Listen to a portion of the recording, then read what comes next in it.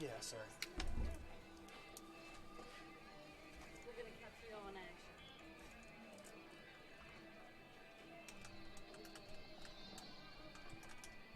So, you got my pen? What's up? You got my paper and stuff? Mm-hmm. Yeah. I think it should be over there. You should be able to grab a paper over there. Here. Oh, sorry, buddy. Yeah.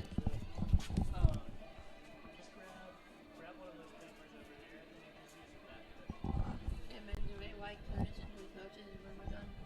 You probably skip this one. So why am I like going to sit us down? I don't know. That's probably a Tom question. I'm not sure.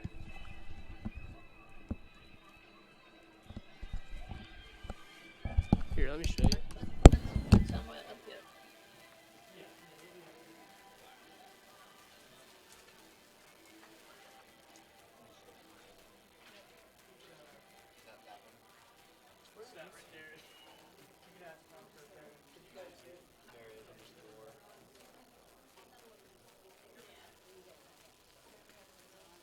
Have you started playing?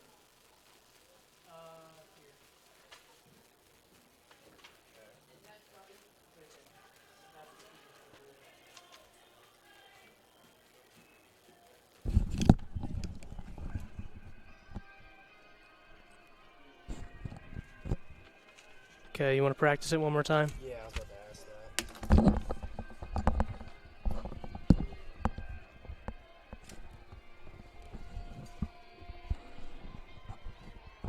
Yeah, you have like Hang on one second. We're going to go over pregame. Ready? Yep. A game that went from your normal everyday OAC competition to a developing rivalry over the last 3 to 4 years. The Muskinugm Fighting Muskies play host to Ohio Northern here at the Bullock Health and Wellness Complex. I'm Wyatt Miller alongside Scotty Edwards. Scotty, Matt Nardo's Muskinugm squad is looking to bounce back after a heartbreaking defeat against out-of-conference foe Franklin. Yeah, Muskinugm came fired up off the Audubon victory last week just to fall short in a thrill of a game against Franklin last week. The Muskies really beat themselves last week in penalties and lost opportunities. This week's a big week for the Muskies coming back into conference play. A win here today would be monumentous for the Muskies in their season. Ohio Northern's also coming off an explosive game last week, beating Marietta 42-9. They're to capitalize off this win today, denying the Muskies a victory on homecoming. Both teams go into today undefeated in the OAC. Ohio Northern 3-1, the Muskies 2-2. The Polar Bears are coming off a dominant win against Marietta.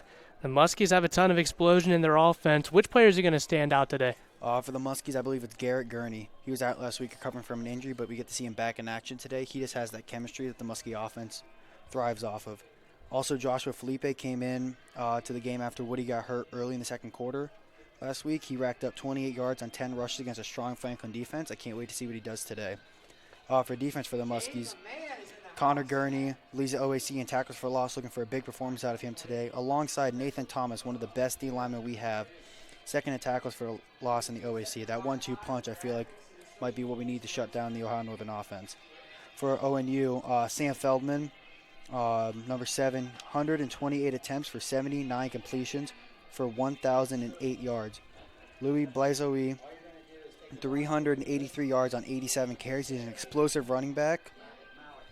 Alongside Seth Burundi, 26 receptions for 322 yards. Their offense is really explosive. I can't wait to see what happens today with it. Sam Feldman, you mentioned 1,008 yards. That's second in the conference, right in front of Garrett Gurney, who has played one less game, so it just shows how dominant Gurney's been when he's been out there. Last week against Franklin, the Muskies beat themselves in a lot of ways with some costly penalties and untimely turnovers.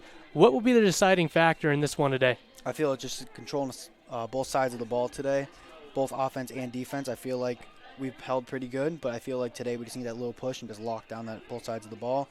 Getting back in our groove. Last week against Franklin, it showed a little bit. We got knocked out of our groove a little bit.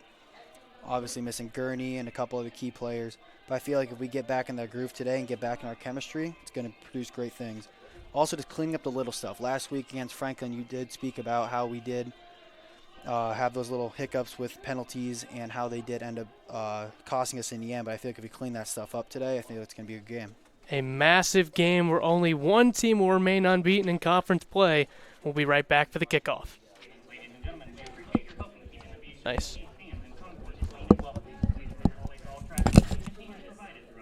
Feel better about it? Yeah. Good.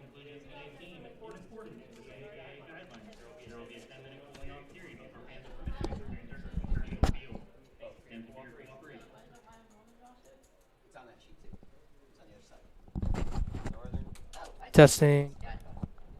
Did that sound good? Gotten a little bit better with it. I'm trying to figure out.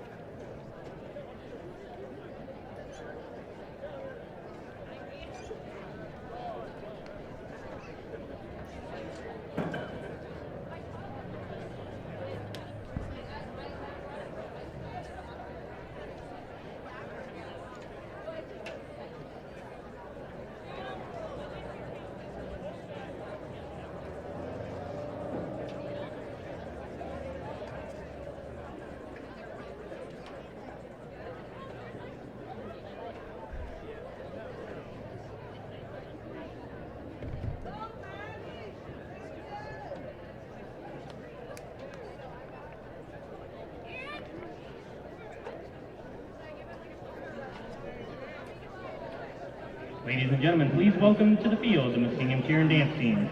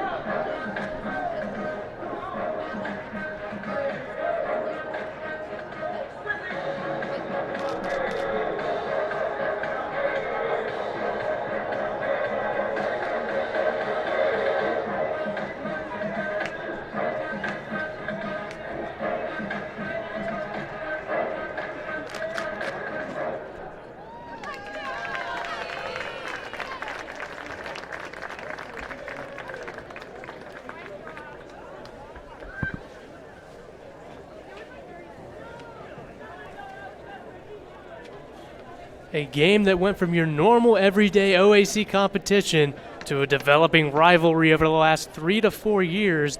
The Muskingham University Fighting Muskies play host to the Ohio Northern Polar Bears here at the Bullock Health and Wellness Complex on homecoming day. It's a big game for the Muskies and their fans and their alumni. I'm Wyatt Miller here alongside Scotty Edwards. And Scotty, Matt Nardo's Muskingham squad is looking to bounce back after a pretty heartbreaking defeat against out-of-conference foe Franklin.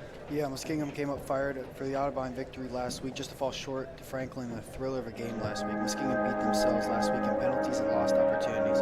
This week for the Muskies, they look to come back into conference play, and a win here today would be monumentous for the Muskies and their season. Ohio Northern had an explosive game last week, beating Marietta 42-9. They look to capitalize off this victory today and upset the Muskies on homecoming. We'll be right back after we step aside for the national anthem.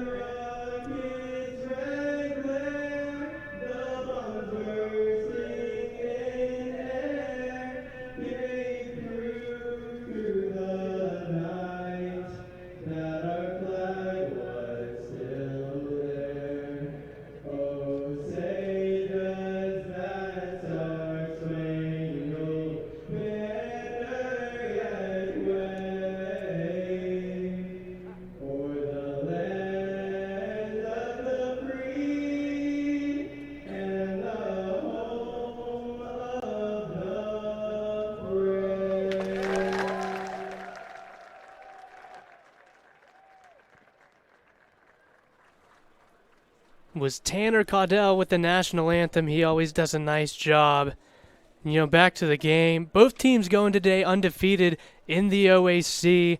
Ohio Northern 3-1, the Muskies 2-2 as they enter here. The Polar Bears are coming off a dominant win against Marietta, but this Muskie offense has a ton of firepower. Which players are going to stand out today?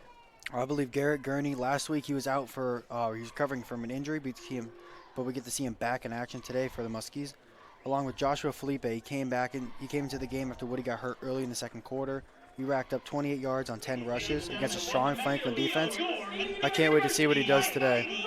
For defense, Connor Gurney, he leads the OAC in tackles for loss. Looking for a big performance out of him today, alongside Nathan Thomas, one of the best D linemen we have.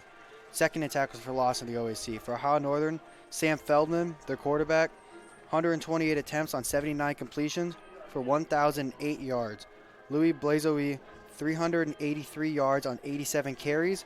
And Seth Burundi, 26 receptions for 322 yards.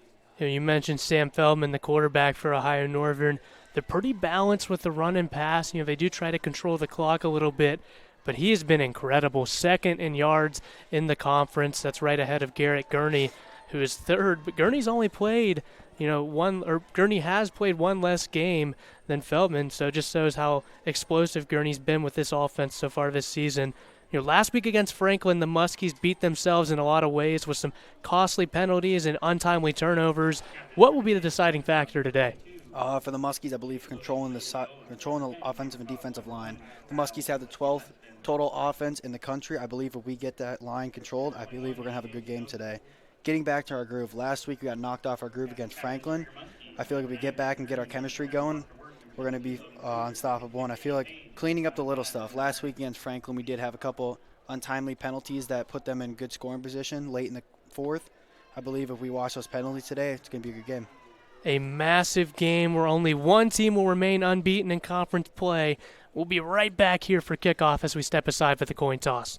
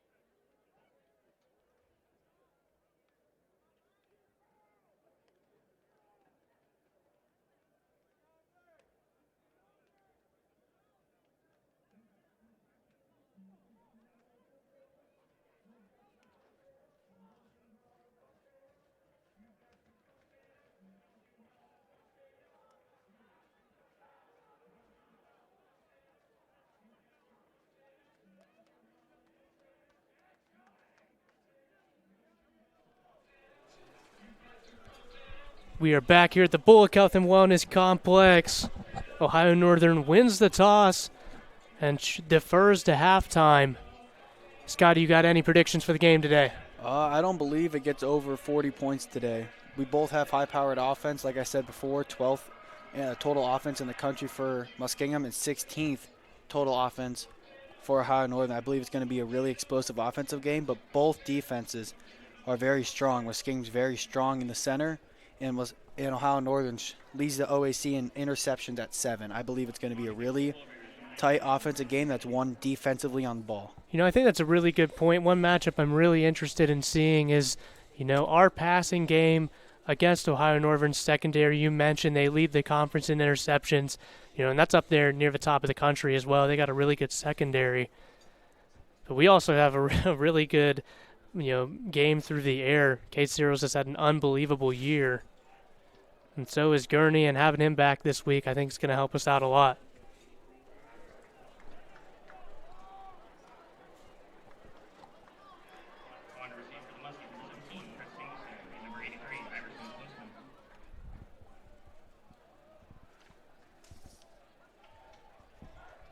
Chris Singleton and Iverson Klusman back to receive the kick. Made the shift to these two last week. And it's going to be an onside kick here at the beginning of the game. It did not. I don't think it went 10 yards. Yeah, I don't think it did either. Oh, it did. Wow, what a call by Ohio Northern here at the beginning of the game, kicking an onside. And it looked like he did grab it after that 45-yard line, and they're going to be set up here close to the 50-yard line. What a call. looks like Ohio Northern's ready to set the tone off the rip. Let's see what Muskinugm has to offer. And how about Andy Fries there with that call, the head coach of Ohio Northern? You know, you defer to halftime, and then you have an aggressive call where you kick an onside, and you're set up for business now as Sam Feldman takes over.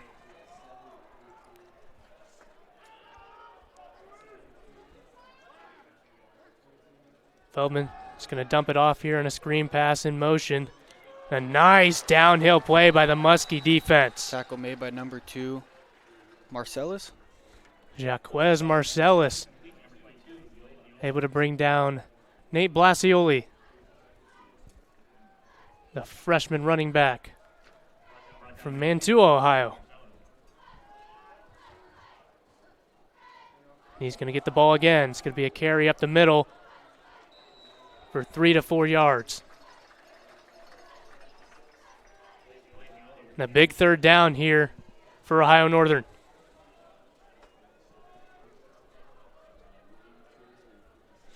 And you know, you got to think that this would be a big stop. You know, after that onside kick call, if you're able to stop him on this first drive here.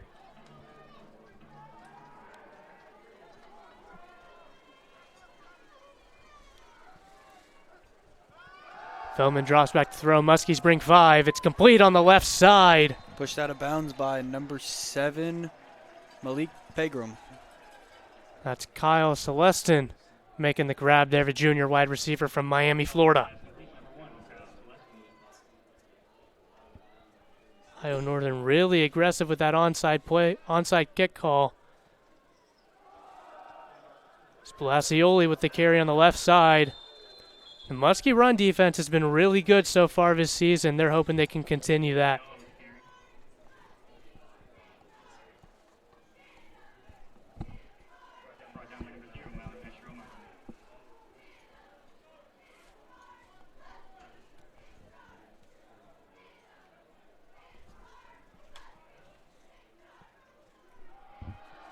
Feldman complete out on that right side, still going and finally brought down inside the red zone.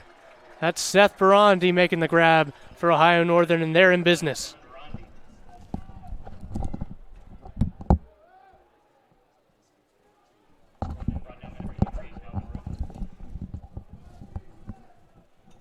A really nice start so far for Ohio Northern.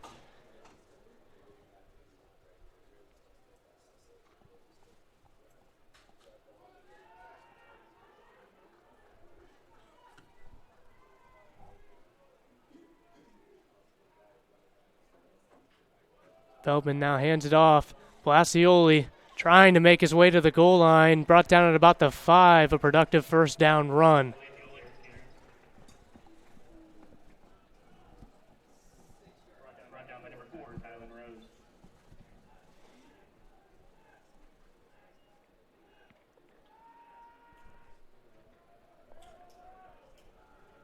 We've seen a lot of Blasioli so far in the run game.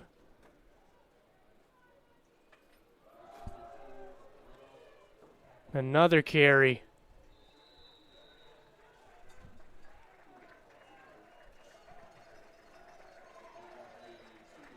Correction, he's actually a senior. So he has a brother who's a freshman. His name's Nate Blasioli. He's also a running back for the squad. Muskinugm switched to a 4-man line on the D line, hopefully trying to stop that counter for the run. They do give it to Blasioli again. He's going to power forward.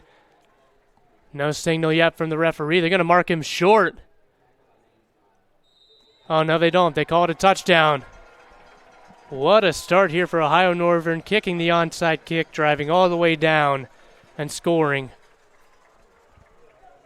Not what we expected so far in this game.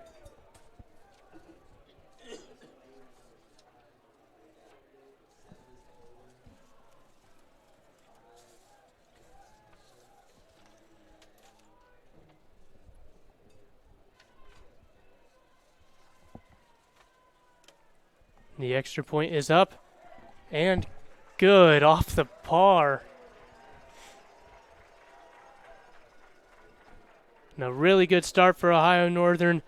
We will be right back here on the Muskie Sports Network. Behind you.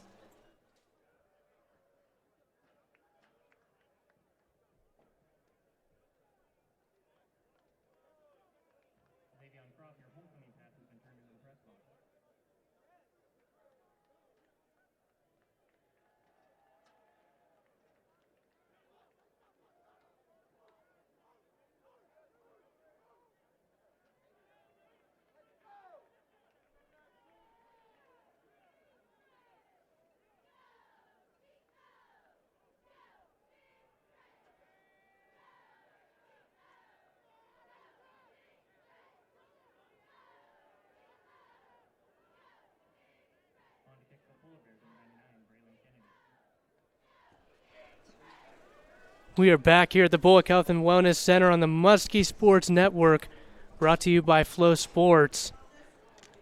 Ohio Northern with a surprising start here, kicking an onside kick, able to recover with little to no difficulty.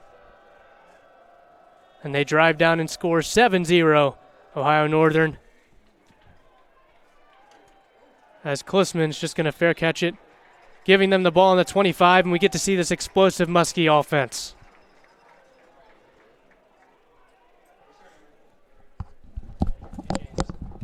Actually, if you don't mind, I'm going to have you go down to the right side here so you can look through that window. That way I can see through this opening, because I can't see it all through the screen. Is that okay? Yeah, is that all right? Yeah. Cool. You can use that chair as a desk if you want. See that chair over there? If you want to set that on there, move that over here, you can. You'll just be in the opening beside Scotty. Gurney, it's going to be play action. He's looking over the middle of the field. That one's caught. Cade Searles already with a good start, catching the ball over the middle and a first down on the first play. Yeah, and Cade Searle leads the OAC in yards and touchdowns. Looks like he's already getting off to the start already. He's had some unbelievable games so far this year. This one's going to be a carry for Felipe. He's hoping to have a big day. You know, he stepped in and he had an okay day last week, stepping in for Woody against Franklin, but big shoes to fill. You know, Woody was the workhorse back, got a majority of the carries. You know, I imagine to see it a little bit split between him and Akil Jones today.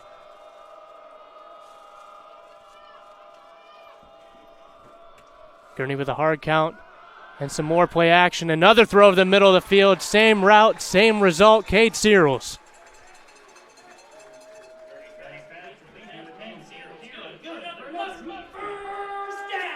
That time it was a little bit tighter on that throw.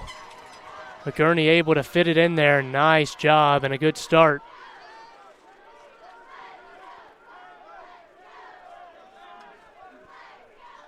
Three wide receivers set. Got Searles in kind of a wing back position on the left side after going in motion. Gurney's going to send him back over. This one's going to be another carry for Felipe. That time he's brought down close to the line of scrimmage.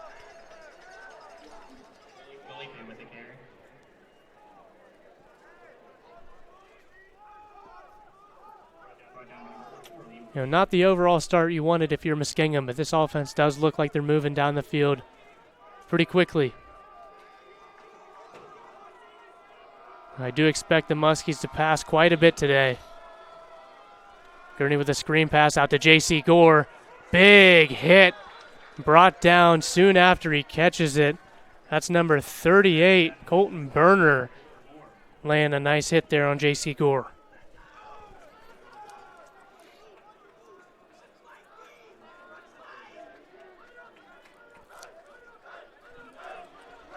Muskies with the biggest play of the game so far here on the third down.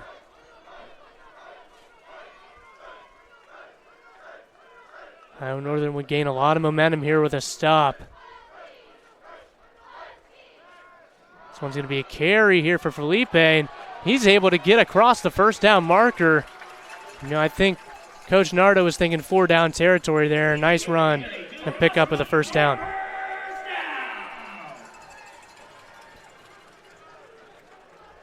Akil Jones now into the game for the first time.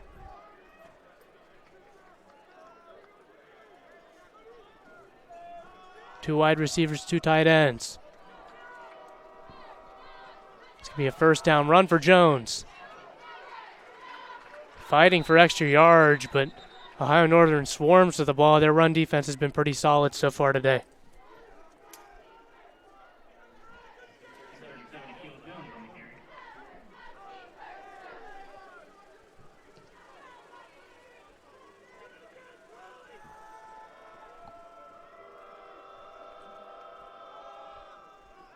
Play action again here for Gurney. He's looking downfield, and it's caught. Touchdown. That's Westrick there making the grab on the long ball. A nice throw, nice play by David Westrick.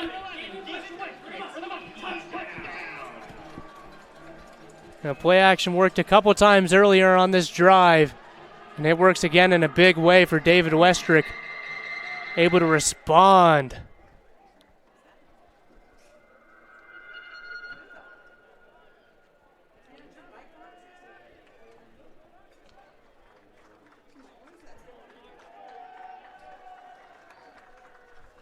Aaron Ortega up to kick the extra point.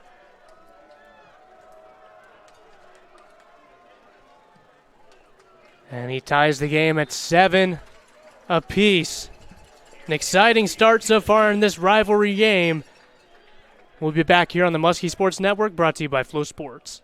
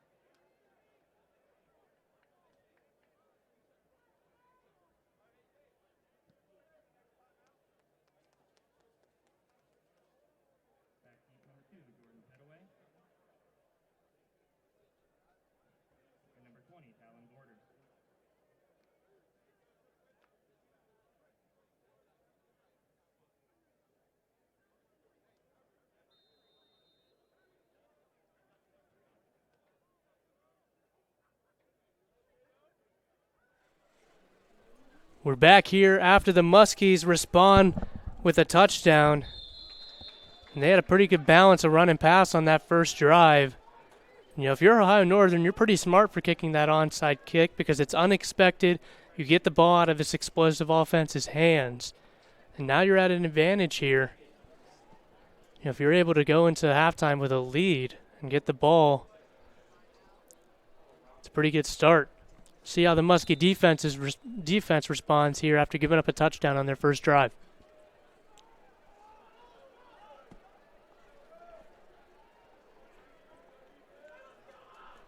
Muskinugm back in that three-man front for defense. It's going to be a handoff on the outside. Big hit by number 5. Yeah, that's Connor Gurney. Connor Gurney, and someone who's actually playing through injury right now. You know, he's been pretty battered and bruised, but he's been out there. You know, leads the team in tackles. He's had a really good year yet again so far this season. You know, him and Martavius Johnson, who's out today, have been really good at the linebacker position. Feldman now with a quick out route to number 1. That's Kyle Celestin. Yeah, Ohio Northern, their quarterback is second in the OAC for total pass yards. Looking like they're starting to show that right now. A big third down here. See if the Muskies can force Ohio Northern into a 3-and-out. You're right, Feldman. I mean, he's been pretty consistent all year. He's going to drop back to throw, but it looks like they're going to call it dead. And it's going to be a false start Sets Ohio Northern back 5 yards.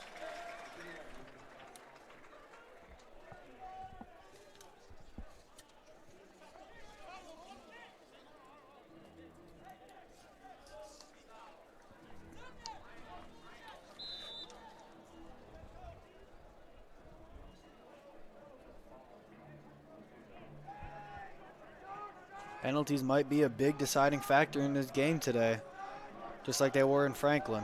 Yeah, you're exactly right. You know, the Muskies playing pretty clean so far today. Hopefully they can continue that. Muskies bring 6 here on 3rd down. Feldman's looking long. It's complete. Still on his feet, and he's going to run it all the way into the end zone. That's Seth Barandi.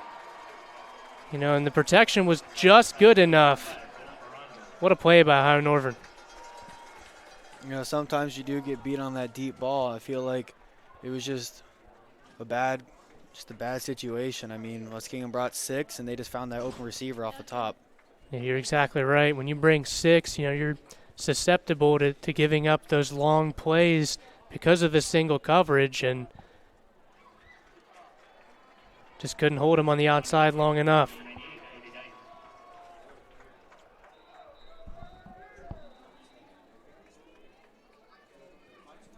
Looks like there's a whistle here.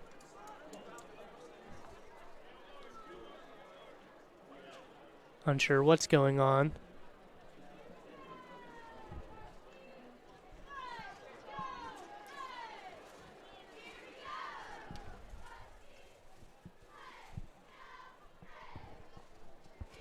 Seems like they got it situated, and Cody Dykes here to take the extra point.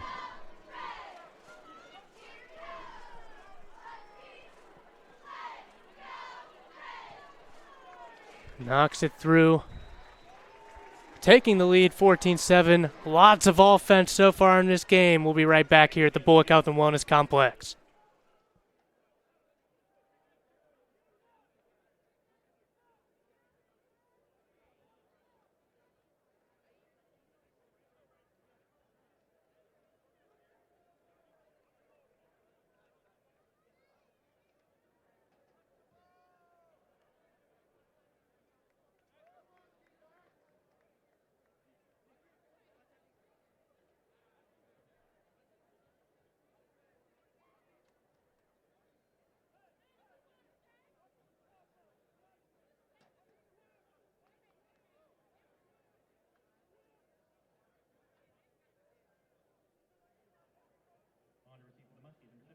So we figured out what was going on before the extra point. There's actually a 15-yard penalty that is now enforced on the kickoff here.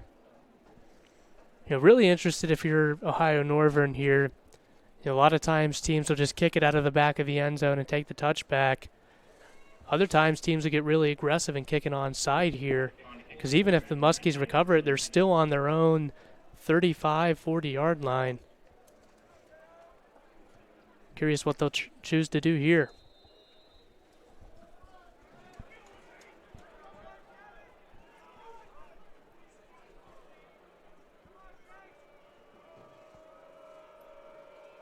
That one's just going to be booted out of the back of the end zone.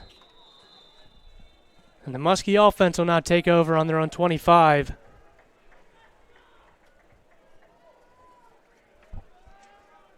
Like you said before, Ohio Northern's had a really explosive offense. I think it's going to be a big shootout today. Yeah, it's certainly looking that way through the first 10 minutes or so. Already 14-7. You know, both of these teams lost to Franklin in close games. Very similar teams. Ohio Northern a little bit more balanced on offense. Muskies like a lot of explosive plays. They've also ran the ball well as they give it to Felipe here, and he's breaking free into the secondary. A nice run on first down. Gets him about 20 yards. Brought down by number 0, Miles Aldrich, only after a big gain. Good start for Felipe. You know, he had that third down conversion on the first drive. Now a big run here. That one's going to be a fake pass, and he fumbles the ball on the handoff. I think he got it back. Looks like he hopped back on it. Yeah, they were trying to fake the screen pass out to the right side and hand it off on the counter. Just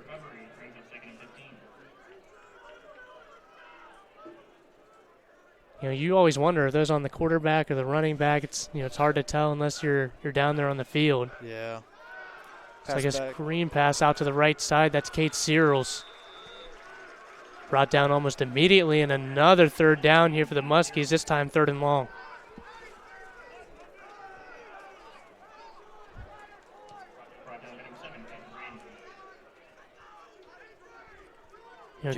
Sorry, go ahead. JC Gore only has 1 reception this game so far. He is in the bottom part of your screen.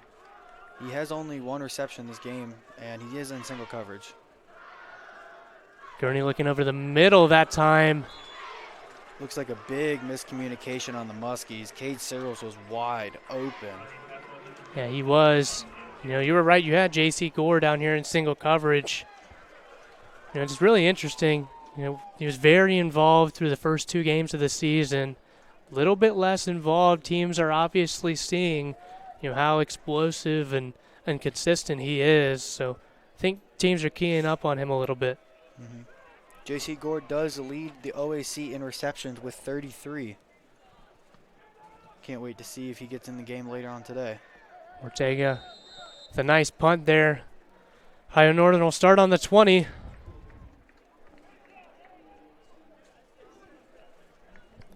They'll see if they can go 3 for 3 here on touchdown drives.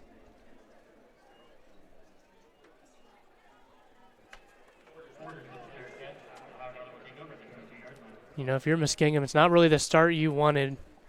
Obviously still very early here in the first quarter. See if their defense can settle into the game here. 4-man front back for the Muskies. Strohmeyer in on a blitz from the outside. That's the safety. It's good pressure there, forcing Feldman to just throw it away. And Strohmeyer, someone who has had a really, solid year so far. Big game last week, had an interception, and was really put in position to have 2 more, just unable to come up with them. But he was all over the place last week. Muskies looking to counter that run that Ohio Northern has dominated so far. And another good carry there for Blasioli. He's had a nice start, the senior running back.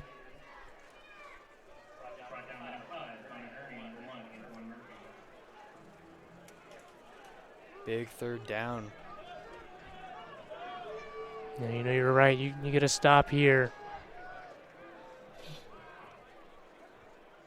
It's going to be a carry for Blasioli again. Man, he's been strong so far in this game, picking up 4 more and the first down.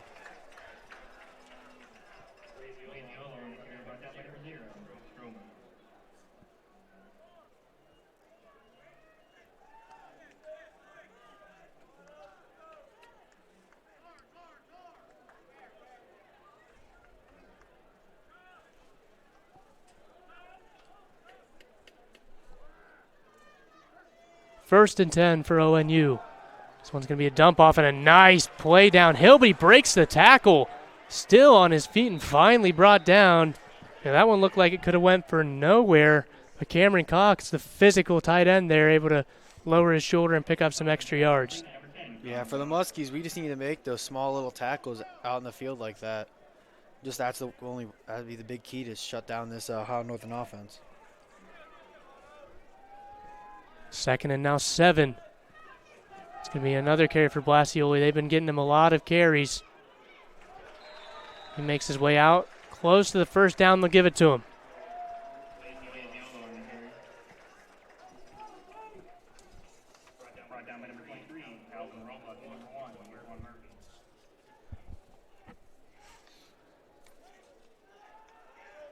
Typically, Ohio Northern, obviously Blasioli's been a big part of their offense. Jordan Petaway, who hasn't seen the field yet, is also a back that, has had quite a bit of carries for this offense.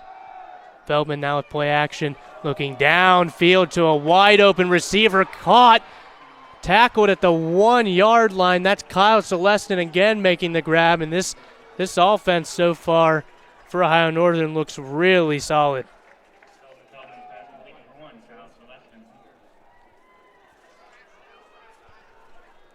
A little bit of up-tempo here for the Polar Bears. Getting to the line quickly to hand it off. And Blasioli powers his way into the end zone, 21-7 Polar Bears.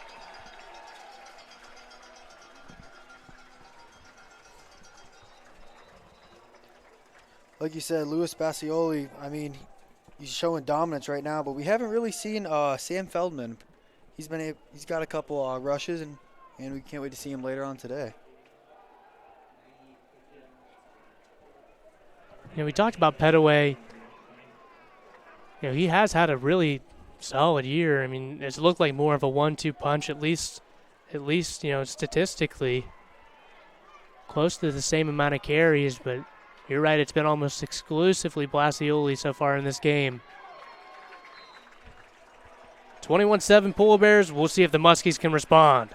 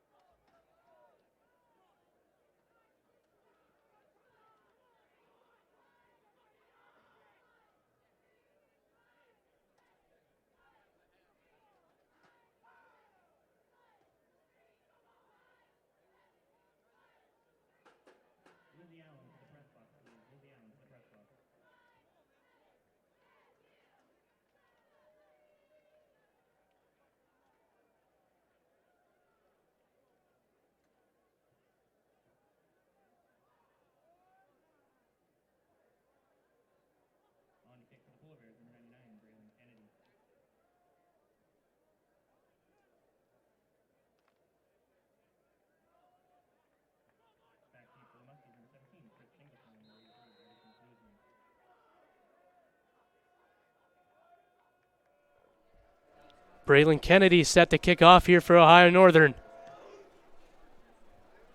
This one to Klusman on the bounce. It takes a bad hop, and Klusman trying to wait for it to go out of bounds, and he picks it up at the 1.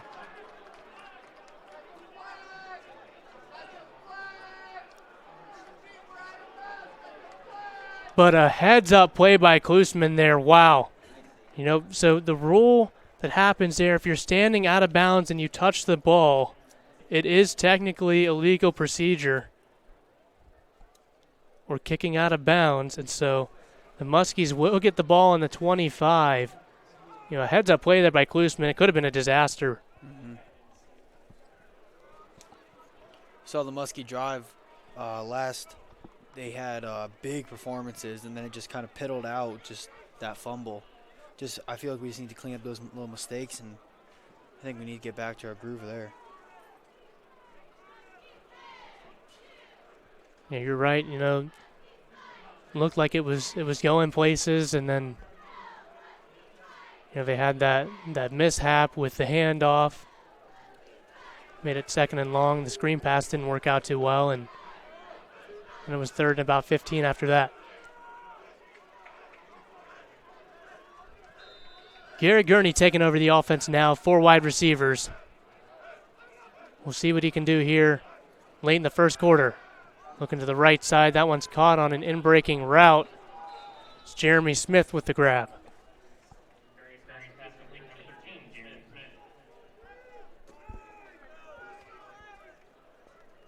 He's someone who hasn't gotten just quite as much playing time as some of these other wide receivers, but when he's been out there, he's really stepped up to the table, made some big plays for the Muskie offense. More play action here for Gurney. And that one's thrown behind Searles and picked off. That's a heartbreaker for the Muskinugm offense. There's a flag on the field, though.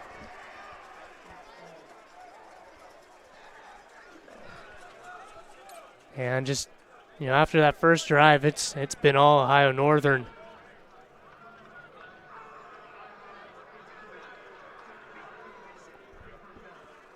And I think there was a unsportsmanlike call on Ohio Northern after the interception.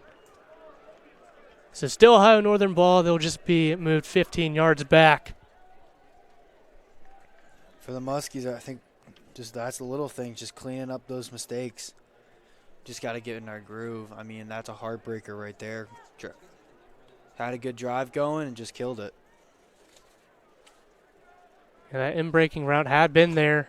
Kind of that post that Sears has ran a couple of times. They were able to complete it, especially on that first drive, but there Gurney just unable to connect with Searles, and Ohio Northern yet again in business here. 51 seconds to go here in this first quarter.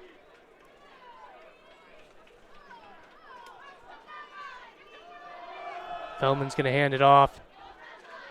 Nice job by the run defense there. And that was Jordan Petaway. We talked about him. Guess they were listening here. He's into the game, getting his first carry.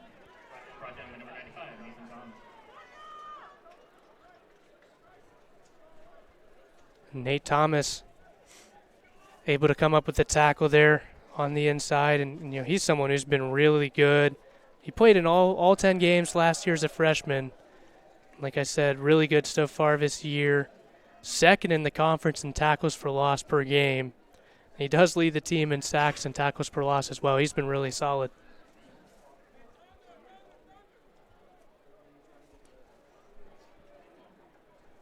And Ohio Northern will let it go to the end of the first quarter. A very impressive start for the Polar Bears.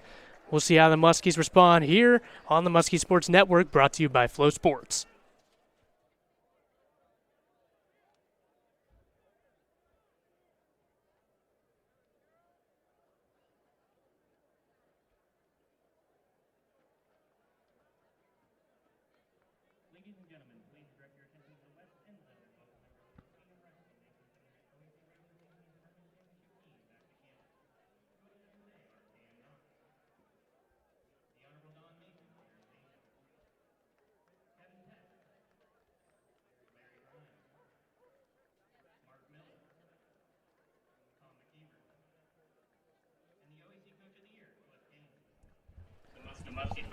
We're back here on the Muskie Sports Network. We mentioned it's homecoming.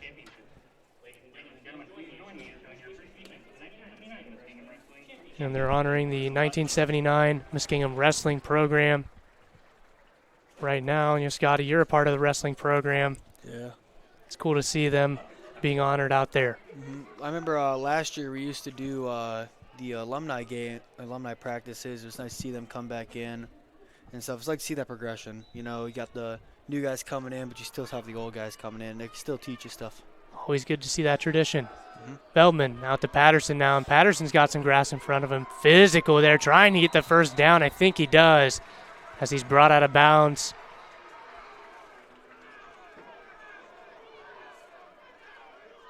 Still waiting for a signal, and they are going to move the chains. Nice job there by Patterson with the catch and run.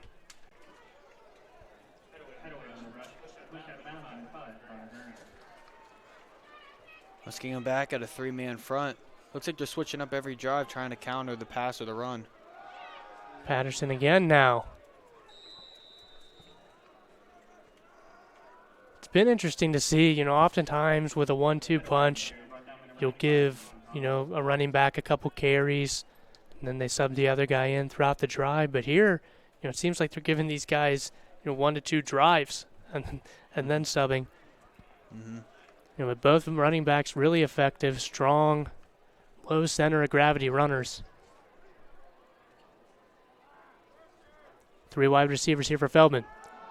He's going to keep it here out to the left side, just trying to pick up some yards. Looked like that was almost an RPO, but the wide receiver didn't really run a route. Had to give himself up there at the end. Big third down for the Muskies. Looks like we're switching back to a 4-man front. That's a good point, Scotty. Maybe they bring pressure. It didn't work out for him the first time they did, but Coach Matt Nardo is really aggressive.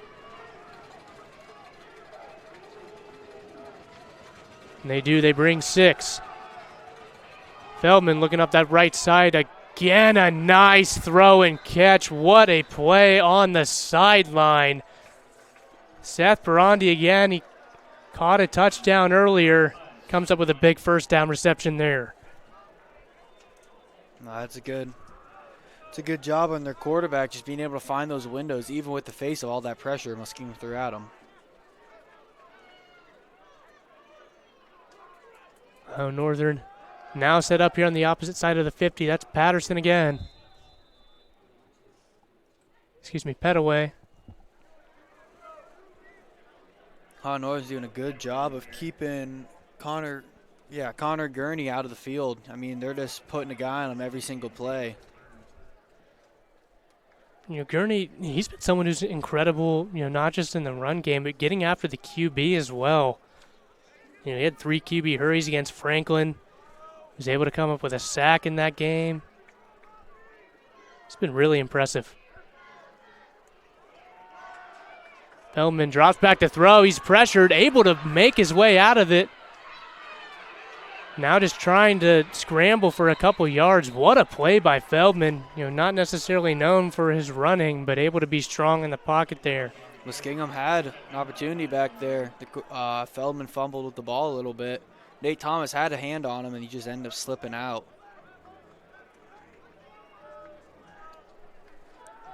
Feldman, not someone they designed just a ton of runs for, but obviously has some athleticism, as you can see there.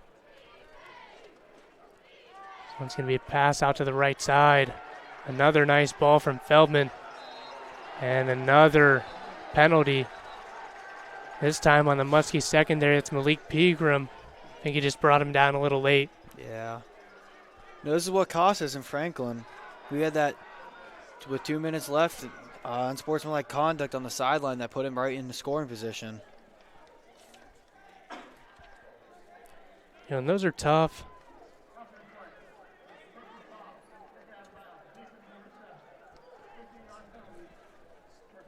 Those are tough there, especially because he's already engaged with him. It's kind of hard to know where the out of bounds is all the time, but when you're already engaged trying to bring him down, it's tough to let go. Mm-hmm.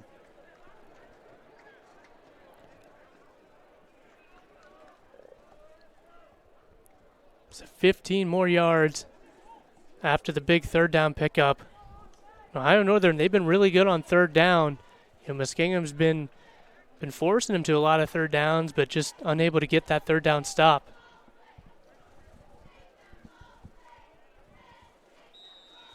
Muskinugm staying in that 4-man front.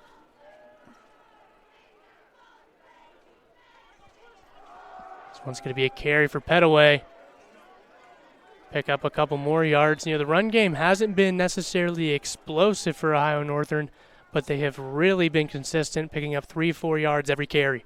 I feel like that's due to their offensive line. I mean, their offensive line, I'm looking at them, there's 2 or 3 of them downfield blocking guys every single play, taking our key players out.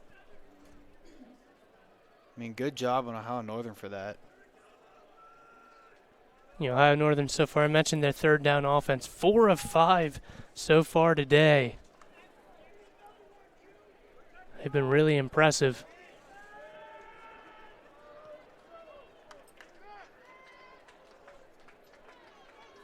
Feldman bringing a man in motion. This one's going to be another carry for Petaway to the right side. This time he breaks free, close to the end zone. Did he get there? They're going to mark him short, I think, at the 2. Yeah, it looks like he might have stepped out of bounds right before that pylon. He did hit the pylon, but must have either been down or out of bounds. Tough to see from up here, but another really productive drive by this offense. Give it to Petaway one more time. This time brought down in the backfield. Big stop by number 92. It's A.J. Sumter there.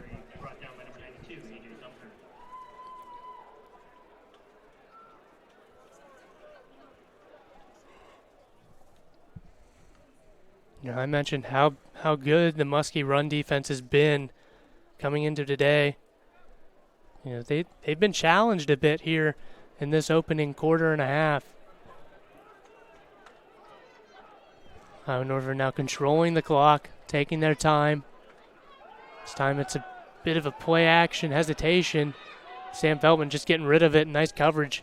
Good pressure on the Muskies. Good job on Muskinugm for being able to adapt to the tempo. Both teams have implemented it looks like a hurry-up offense.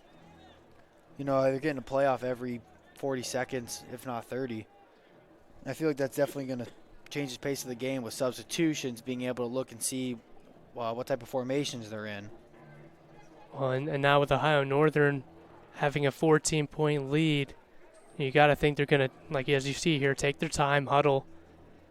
And when you have that much of a lead early, I expect them to take their time and choose some clock. Mm-hmm.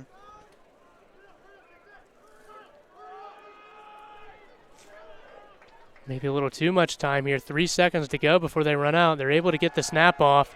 Feldman looking into the end zone to a wide open receiver. Looks like there's some miscommunication. Yeah, definitely some miscommunication on their part. Julian Ponce able to come up with the touchdown reception. Ohio Northern still perfect on their offensive drives today.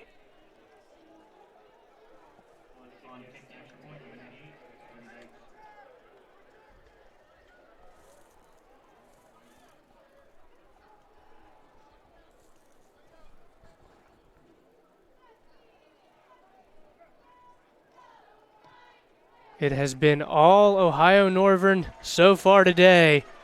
Muskies are in need of a big response here on offense. We'll be right back.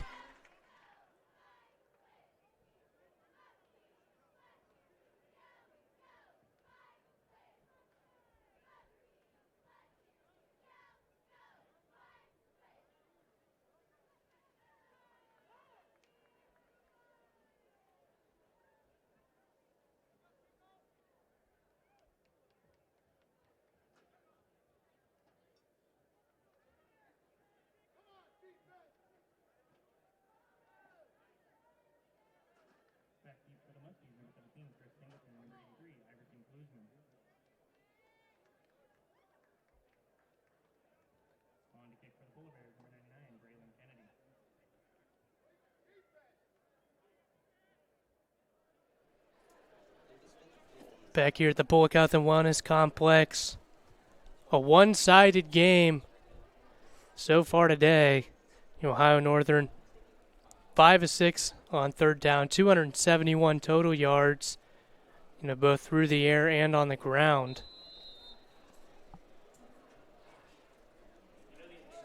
And the Muskies, other than that opening drive, have been struggling to move the ball up and down the field.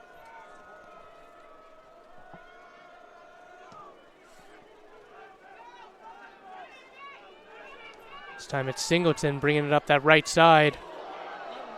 It looked like there was a bit of a hit by number 83. Yeah, that was a big hit there. And if he wasn't there, I thought there was a gap a gap that Singleton could have ran through. So a nice play there on special teams. As the Muskies look to respond here. And dug themselves a bit of a hole down 21.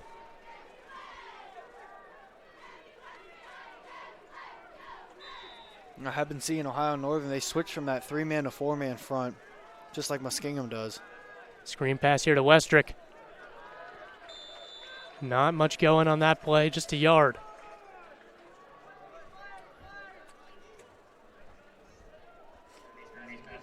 J.C. Gore, that was absent last drive, seems to be back in on that far right side. Yeah, at the top of your guys' screen. It's Gurney now. A big hit. Surprised he was able to hang on to it. Looked like he was in a throwing motion there. Right before getting sacked by Colton Berner, the linebacker. He's had a really good start today.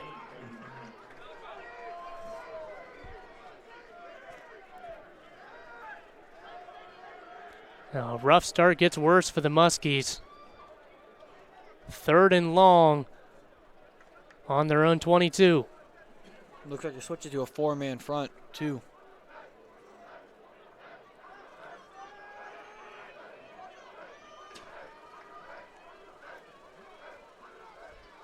Gurney straight drop back, looking to his right.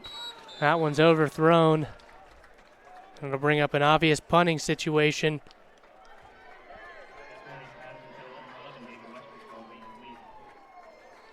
If you want to talk about momentum and energy, you look at Ohio Northern sideline. Compared to Muskingum's, Muskingum's scene's just flat right now. Hopefully we can get some spark back in. Ortega to punt, and that one's off the side of his foot. And a bad day gets worse as Ohio Northern in excellent field position here on the Muskie 30. Not what you needed. Seems like mistakes are just plaguing Muskingum's drives. You know, and they're starting to add up a little bit here. You know, your coach Matt Nardo, you're just trying to get to halftime at this point. You know, limit the damage as much as you can. Still yet to get a defensive stop. Pretty timely if they could get one here.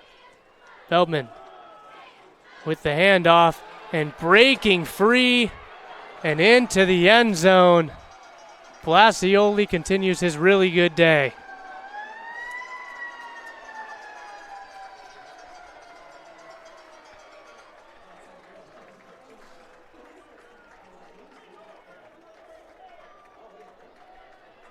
And the Muskie sideline stunned here on homecoming. This one's gotten out of hand in a hurry.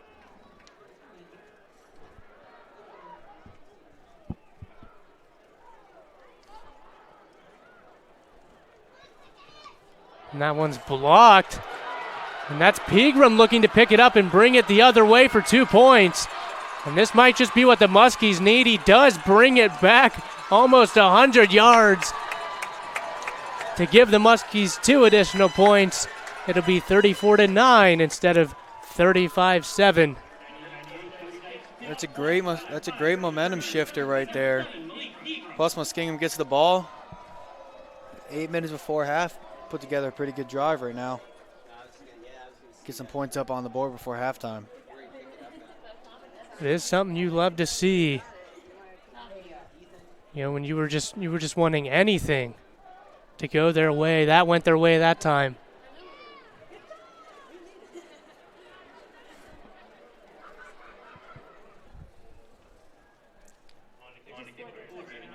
Braylon Kennedy now to kick for the Polar Bears, and their special teams looking to respond.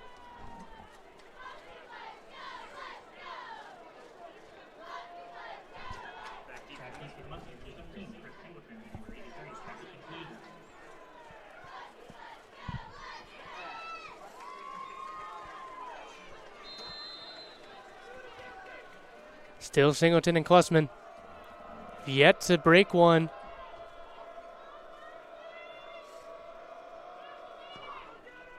Line drive kick for Ohio Northern. Yeah, another wobbly one out to Klussman. They're making it tough on him. He's just trying to scramble back to the 25, unable to get there. Brought down before the 20 at about the 17. You know, if you're Ohio Northern, you risk kicking it out of bounds on those plays, but it makes it really tough on Klussman if you're trying to pick it up off the bounce. Those things can be really unpredictable. Mm-hmm.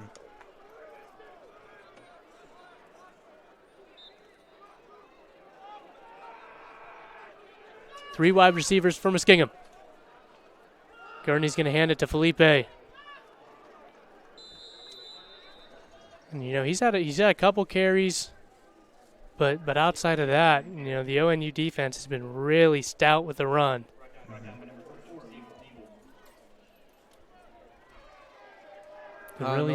Sorry, go ahead.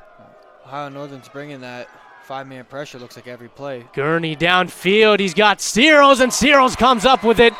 Caught it about the 35, and the big play puts the Muskies in position here. That's exactly what they needed. I wonder if Muskinugm will run a hurry up trying to keep that momentum they have. Still plenty of time in this second quarter to turn things around. You know, Gurney threw that ball with a man in his face, too. Westrick in motion. This one's going to be a reverse here. That Cyril's running up the right side. But how about ONU responding well to that, only giving up about 4 to 5 yards on a play that could have been a nice trick play. Going back to that last, not the last play, but the play after with Gurney just throwing that in the face, that's a sign of a great quarterback, just being able just to deal with that pressure and being able to get the ball off and get it right to where only Cade Searles could get it. That's just a great quarterback. Gurney now hands it to Felipe, and he's stonewalled again at the line of scrimmage. Nothing going for Joshua Felipe and this run offense. Ohio Northern setting a very dominant defensive line right now. You know, and it makes it tough with how good this secondary is. You know, it starts to eliminate a lot of options for your offense. Bunch formation here for the Muskies. Gurney dropping back to throw. Looks like he had Gore open, but he was pressured and couldn't get it to him. Big pressure on it from Ohio Northern over there.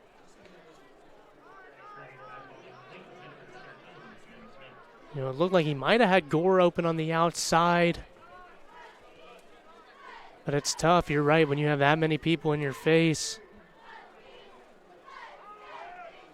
Going back to the first 2 weeks, there was a lot of Gore and Gurney action, but now, besides that first catch he had in the first quarter, Gore's been quiet. He has been quiet. 4th down. And about 7 here.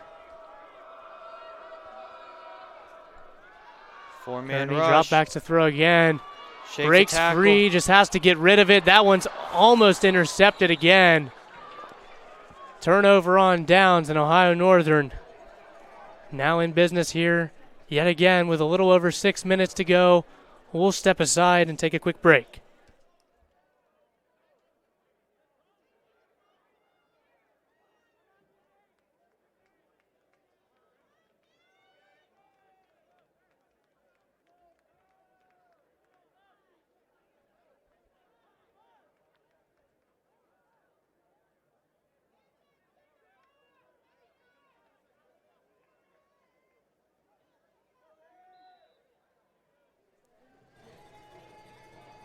First and 10 for this Ohio Northern offense, who's really had an unbelievable half. Petaway getting a carry, and it's a good one. Another gain of about 12 for Jordan Petaway.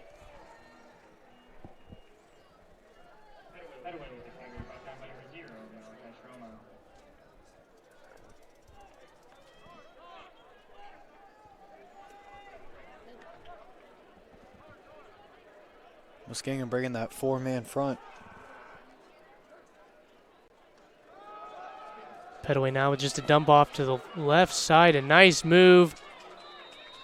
But the defense relentless on that play, only giving up a couple yards. Antonio Iori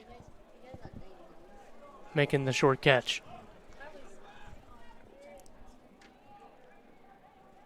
Senior tight end from Springboro.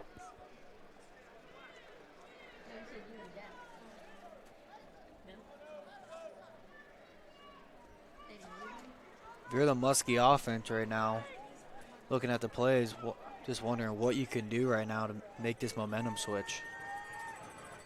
And both sides of the ball have been on their heels for a lot of the game thus far. Blasioli with another good carry, taking a big hit but popping right back up. And he's someone who almost reminds you of Cam Scadaboo. You know, having a really good rookie year for the Giants, just a physical bowling ball, not afraid of contact. You know, he took a shot to the head there and just got right back up. Yeah, both of these Ohio Northern running backs are just big physical backs. Maybe not the shifty type, but they're the type that lower the shoulder and run you over for a couple more yards. And Petaway, you know, again, just showing the relentlessness, able to pick up that first down. A lot of yards after contact so far for this Ohio Northern offense. Down by number 23, Calvin Roebuck.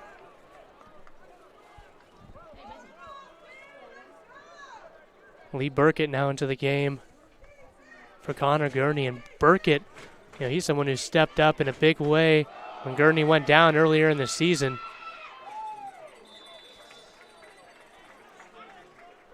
Another carry for Petaway. He's brought down by Calvin Roebuck. Roebuck, consistent sophomore year thus far. First year here playing for the Muskies. He's actually a transfer from William Penn University.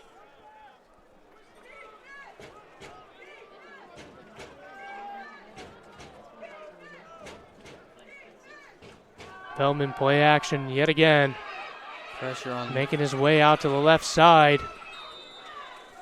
Just scampers for a couple more yards.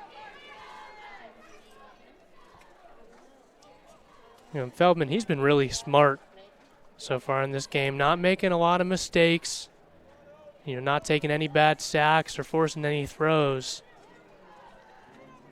He's just managed the game very well, been really accurate. I've been impressed with him so far.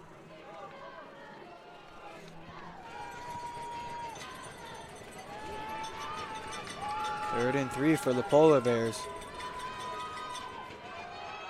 One's going to be a read option here, and a great keeper by Feldman. That's just textbook stuff, able to fake the handoff. It looked like it was an RPO, but he decided to take off with it.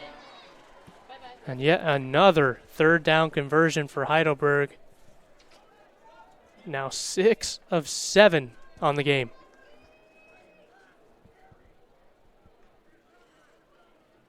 Actually 7 of 8 now on third down conversions.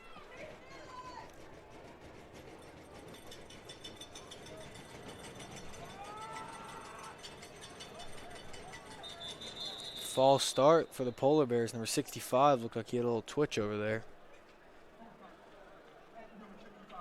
And that's not a mistake you want to have if you're Ohio Northern. You're trying to let that clock move all the way down, but the false start moves him back 5 yards and stops the clock right before the 2-minute warning.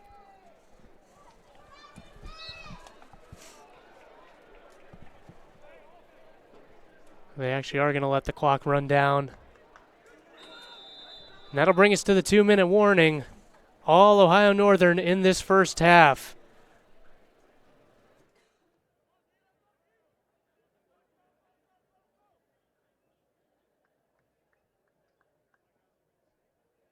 Ladies and gentlemen, Muskinugm is honored to welcome members of the Muskinugm Society to the Alumni Council Hospitality Suite for today's homecoming game. Thank you for your generous support and ongoing commitment to Muskinugm's mission. Go Muskies.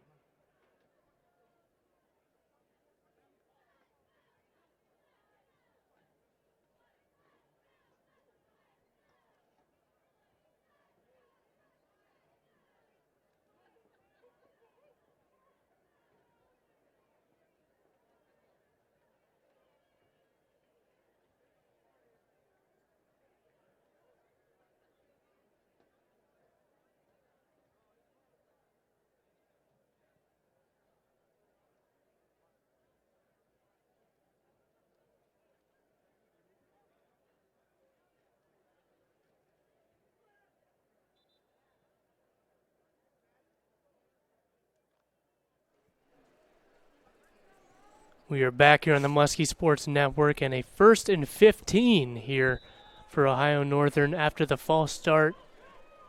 Just 2 minutes to go in a contest that was expected to be close but hasn't been thus far. Feldman with a handoff to the left side. And that'll keep the clock moving here for Blasioli and this Polar Bear offense.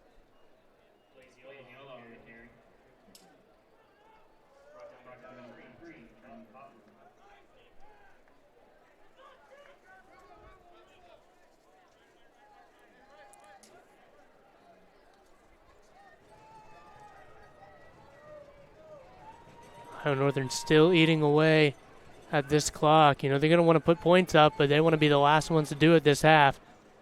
Blazioli again with the carry. And more good production from him, and a timeout for Muskingham. We'll take a timeout as well here on the Muskie Sports Network, brought to you by Flow Sports.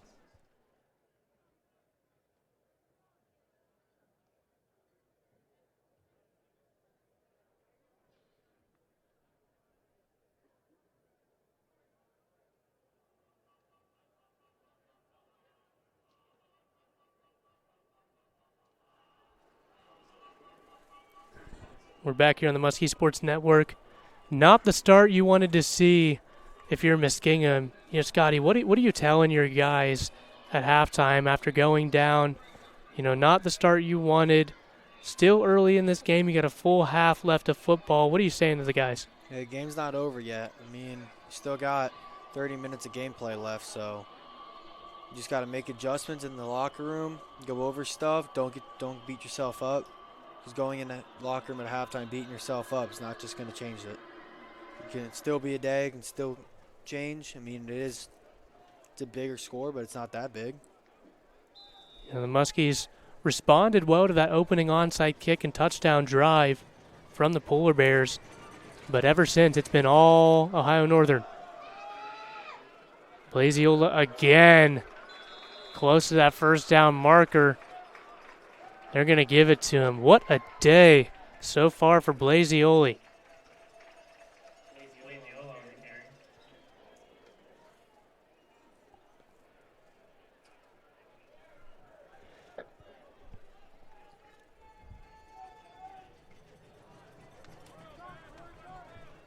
Ohio Northern doing a good job of winding this clock down here.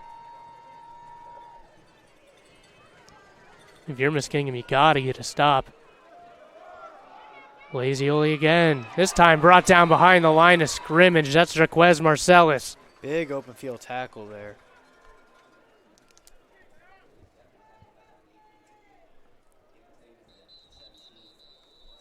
And a timeout now for Ohio Northern. Just their first. We'll take yet another timeout here on the Muskie Sports Network, brought to you by Flow Sports.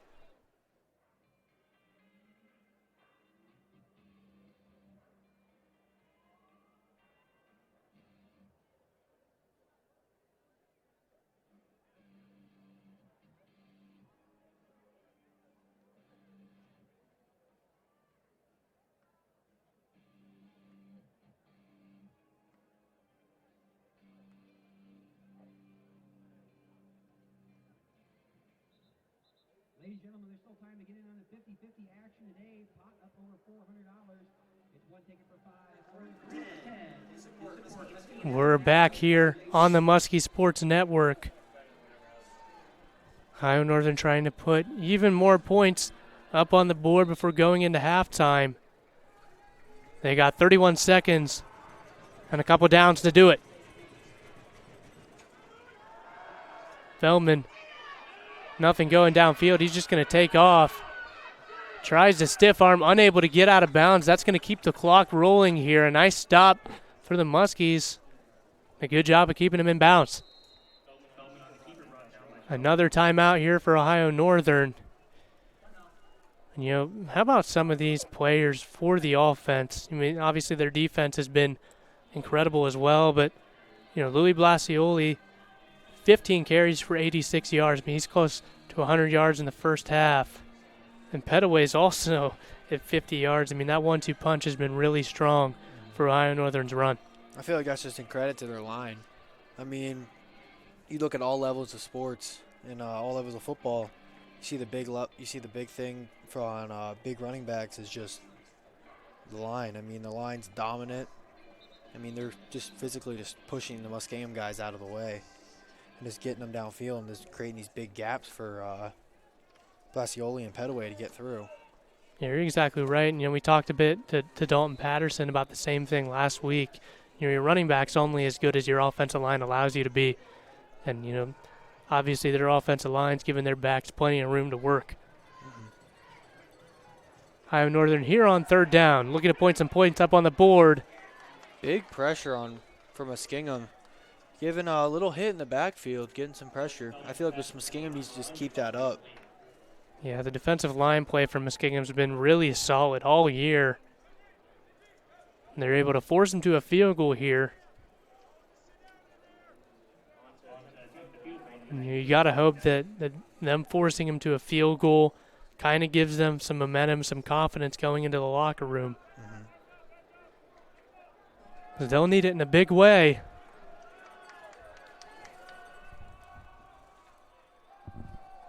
Cody Dykes tries the field goal, and that gives him 3 more. 37-9.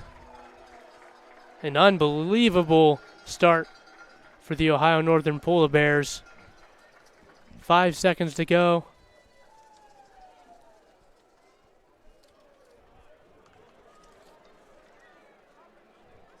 $37-9 looks like it'll be our halftime score, barring any sort of crazy play on the Muskingum side. So, Wyatt, what would you say if you were Coach DiNardo to your Muskies? You know, I think in a lot of situations, you got to go into halftime thinking 0-0, no matter what situation you're in. You know, obviously it's different as a head coach because you got to think about certain situations, but you're telling your players, hey, it's 0-0. We just got to go out and play. We can't get it all back in one play, right? So you just got to consistently eat away at that lead. And, as fast as we normally play, this game isn't out of reach for the Muskingham offense. We've seen halves where they've put up, crazy number of points. So this one's not over by any stretch of imagination.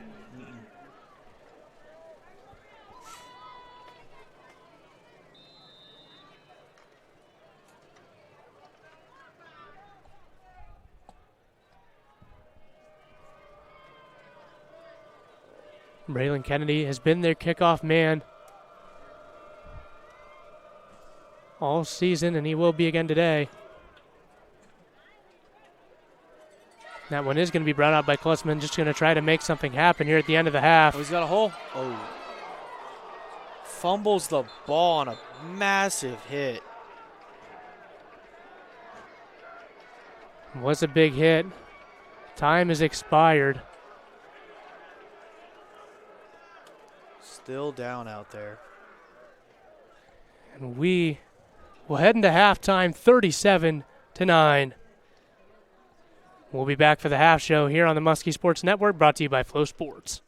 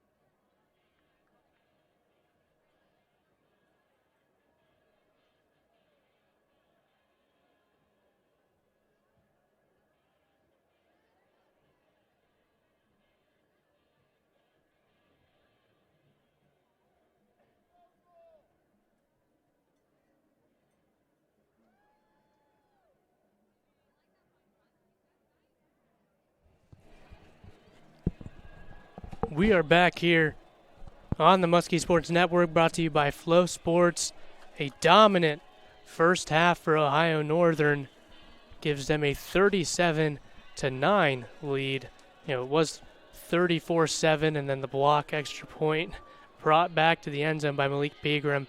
It gave them a bit of a spark for a moment, but then, obviously the 3-and-out, and then the bad punt gave Ohio Northern another opportunity to score. But just some of those crazy mistakes that we've seen go Ohio Northern's way, and they've just executed from top to bottom, a lot better. 8 of 10 on third down offense for Ohio Northern. They've won the battle in a lot of those close plays.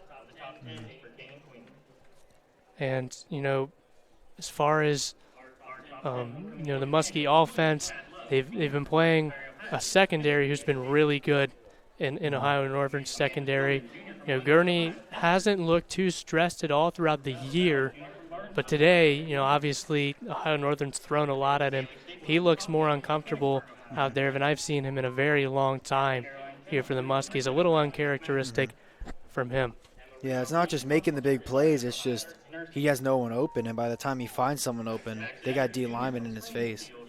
So it's just trying to find just that little opening that he can rifle a ball into. And not much going on the ground for the Muskies either. Typically a pretty balanced offense between run and pass, but just 28 yards on the ground. Obviously I think they're missing Woody a little bit, but, the scheming of Ohio Northern's run defense has been really impressive, and I think they've been able to slow down Joshua Felipe and Akeel Jones in the backfield. And then I want to talk about time of possession as well, because Ohio Northern executed that at an unreal level. 20 minutes of that first half was them with the ball. They were just able to control the clock, run it well, pass it well, able to have big plays. But a big part of that as well was their defense able to force the Muskies to 3-and-outs. We saw at least 2 to 3 3-and-outs for that Muskie offense. So not only does that go on the defense for not getting those key third down stops, it also goes on the offense for not being able to pick up some of those third down conversions, but also just on first and second down, they haven't been very sharp either. Yeah, just like looking at just like some of the plays throughout the half, it's like Muskinugm has just a couple big plays, and then after that it's 1-yard gain, 2-yard gains. Or if you look at Ohio Northern, they have some big plays, but it's just a steady 5 to 8 yards every single play, and that's their power backs and their line. And then they get those big open plays. The Muskies hoping to respond here in the second half. We'll step aside here for some commercials, and the rest of our homecoming halftime festivities will be back for the second half of football here on the Muskie Sports Network.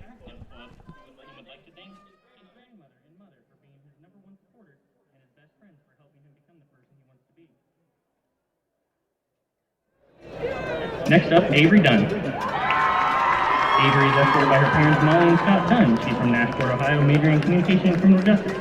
Avery is involved in MU Line Dancing Club, Women Empowerment, the Student Alliance to Prevent Sexual Violence, and the Military Heroes Campaign. She also serves as social chair for Delta Gamma Theta and works in the Impact Center. Avery thanks her peers for voting, her family for traveling to support her, and especially her parents for their unconditional love. Next up, Logan Fisher. Logan is escorted by his parents, Jennifer and Craig Fisher. He's an accounting major with a minor in economics from Utica, Ohio. Logan is a member of the Muskies football team and enjoys photography in his free time. He'd like to thank his family, friends, and teammates for their constant support. Next up, Skylin McLeod. Skylin is escorted by her dad, Timothy McLeod, stepmom, Jennifer McLeod, and mom, Jessica Gator. She's a junior biology major focusing on neuroscience with minors in psychology and chemistry. Skylin is secretary of Delta Gamma Theta, vice president of sororities, and secretary of the Student Alliance to Prevent Sexual Violence. She's also involved in Tri Beta, and outside campus she works at Southeastern Medical Center and Breaking Free Therapeutic Riding Center. She thanks the students for this opportunity and her family for traveling to be here. Next up is Dalton Phillips. Dalton is escorted by his spouse, Caitlin Phillips. He's an AYA Inclusive Language Arts major in Woodsfield, Ohio. Dalton is involved in students in Lambda Sigma and NSLS and works as a tour guide leader and education department assistant. He'd like to thank Jesus for his opportunity, his wife for her support, and the student body for making this experience possible. Let's give a big round of applause for all of this year's King and Queen candidates.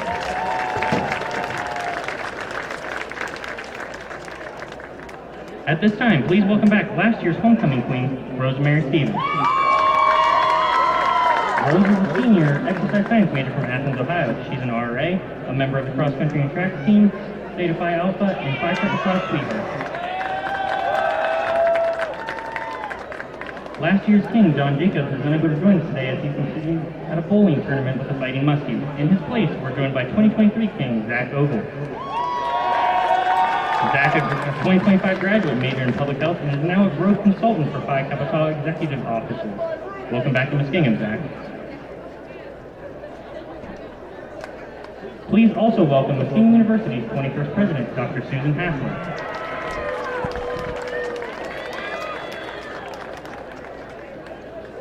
All right, Muskies, it's time. Let's make some noise and get a drum roll, please.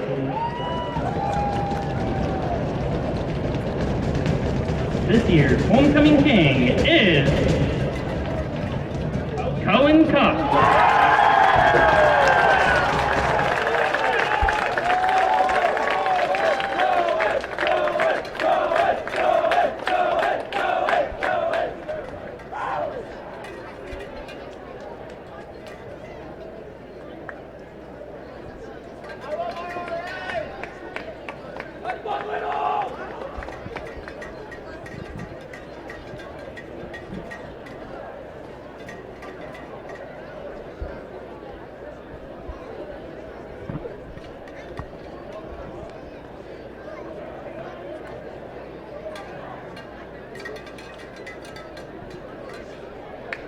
And now, one more drum roll.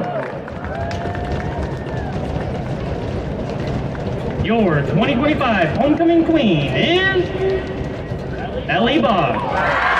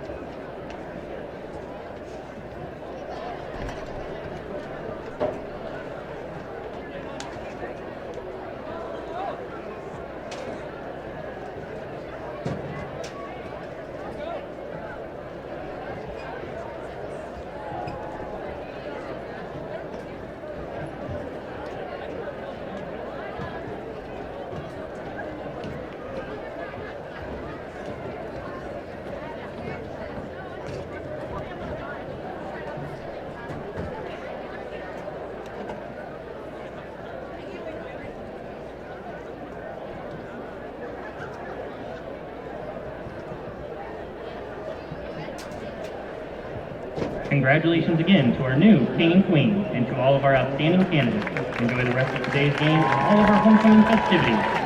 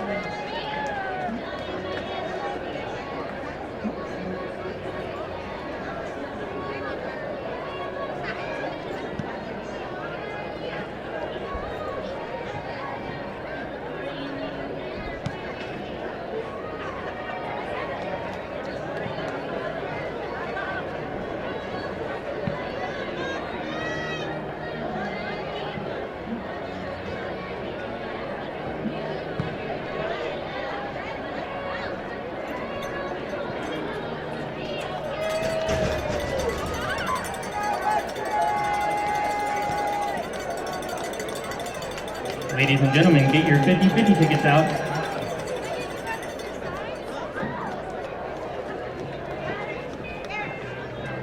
Today's split of the 50-50 is $335, and today's winning ticket is 967-3175. Once again, today's winning ticket is 967-3175. If you have today's winning ticket, please bring it to the concession stand area. Thank you, and go Muskie.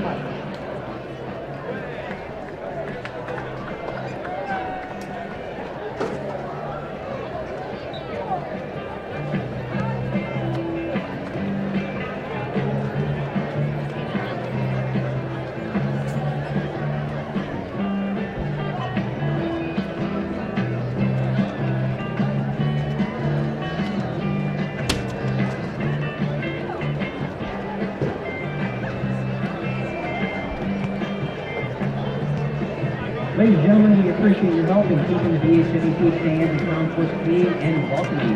Please remember to place all trash in the containers provided throughout the facility. Every snack makes a difference. When you grab a hot dog, nachos, or a cold Pepsi from the BHWC concession stand, you're fueling your game day and supporting the Muskies. Don't wait. Treat yourself now. Also, ladies and gentlemen, at the conclusion of today's game and in accordance with NCAA guidelines, there will be a 10-minute cooling off period before bands are permitted to enter Sherman Field. Thank you for your cooperation.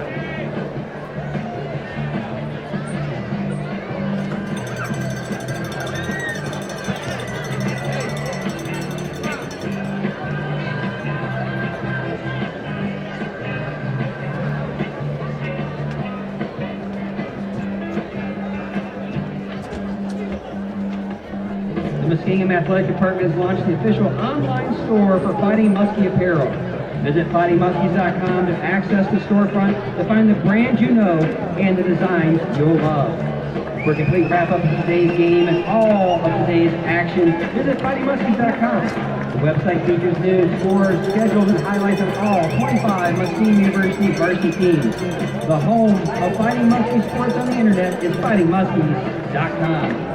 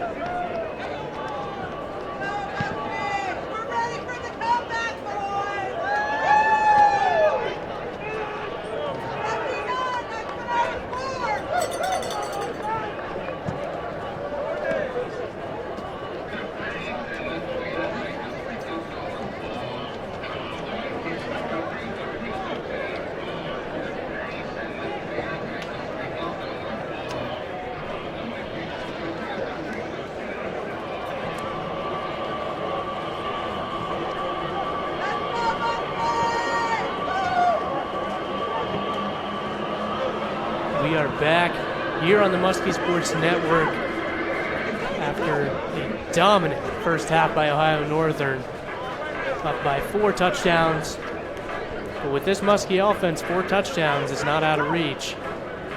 And we'll see what Coach Matt Nardo and the rest of his staff has done to make adjustments.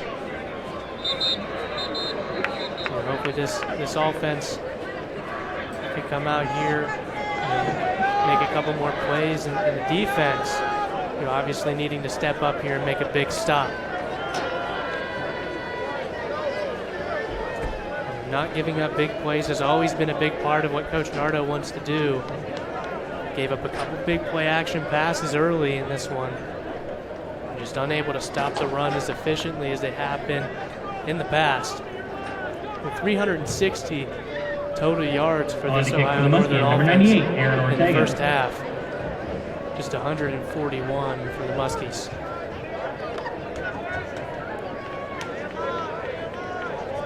The run differential as well. You talked about controlling the line of scrimmage, Scotty. Well, they have almost 100 more rushing yards in that first half.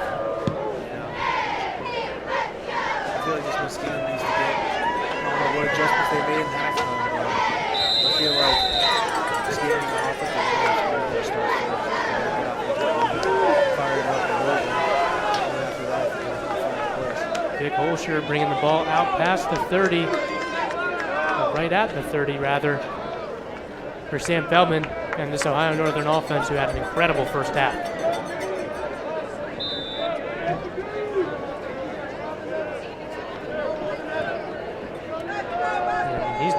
He's been fun to watch all year. And this one looks like it's shaping up to be another incredible game for him. 11 of 14 for almost 200 yards in that first half. 2 touchdowns to the air. Bedaway gets the start and the carry in the second half here for the Polar Bears, brought down soon after the line of scrimmage. This game looking back to that 4-man front. Usually run heavy front. Number 31.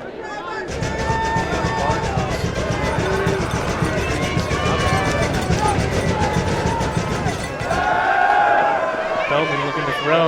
Goes through his progressions. A high throw there was intended for Julian Ponce. Couldn't quite come up with it. And a third down now. Nice job, or nice start rather, for the Muskie offense or defense.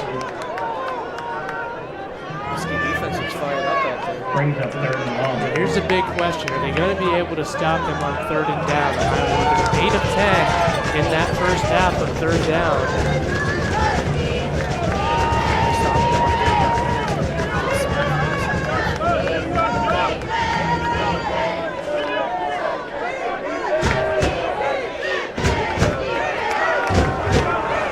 Pressure quite a bit in that first half on 3rd down. They do again, bringing 6. And they're able to bring Feldman down. Big tackle by number 23, Calvin Roebuck. And we had a couple guys back there as well. Group effort there to bring Feldman down for the first sack of the day. A 3 and out for us here for the Muskies.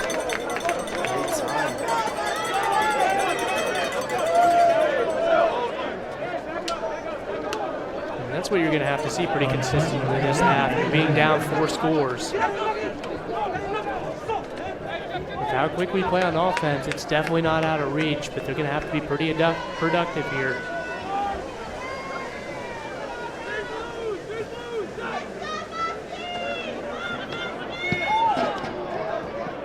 A wobbly punt. It takes an Ohio Northern bounce. Still decent field position for the Muskies as they get it on the 27. The Muskies will take over at the 27-yard line. See how Garrett Gurney responds here in the second half. Responds anything like that Muskie defense, though, I think. And we mentioned J.C. Gore not being, very involved in that first half. Just 1 catch in the day so far for him.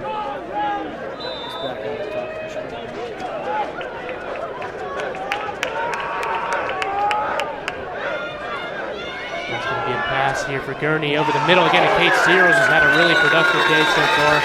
I mentioned J.C. Gore hasn't been very involved, but Kate Searles continuing his very good year. That's his fifth catch. Good for a Muskie. He's up over 80 yards on the day now.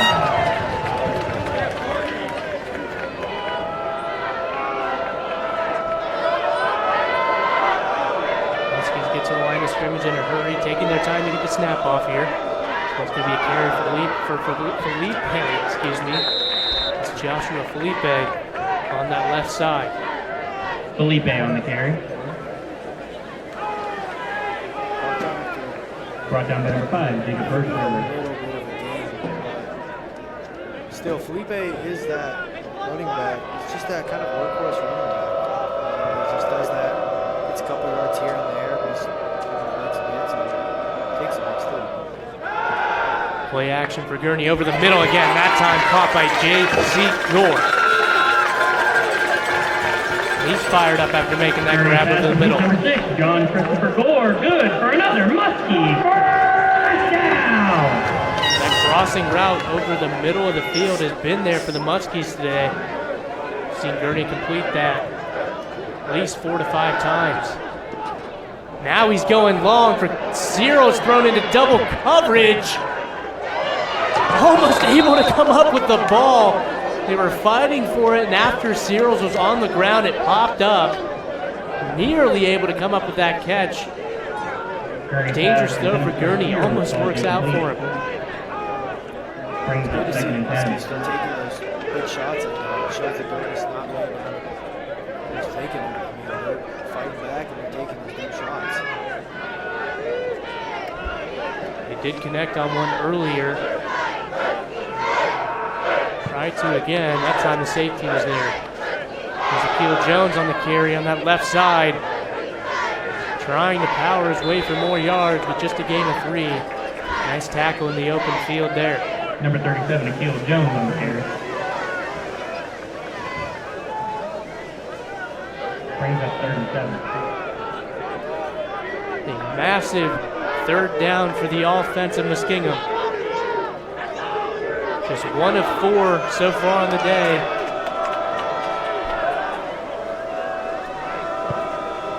Empty set for Gurney. It's going to be a screen pass to the right side to Westrick. Had to reach for it and it slowed down the screen. And a big 4th down. Gurney pass to take number 11, David Westrick. They tried to go for it on 4th and 7 in the first half. Unable to convert. We'll see if they can do it here on 4th and 6.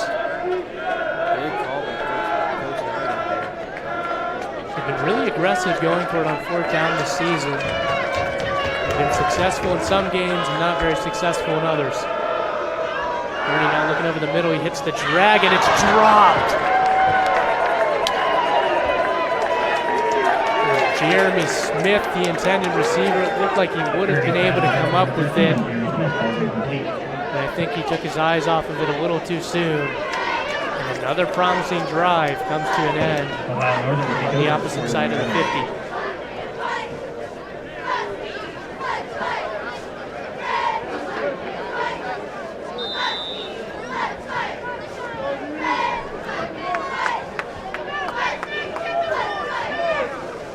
Muskingham just unable to play complementary football for a majority of the game today. They finally got that stop on defense, and now the offense unable to respond. And a really strong 1st down run for Glazioli.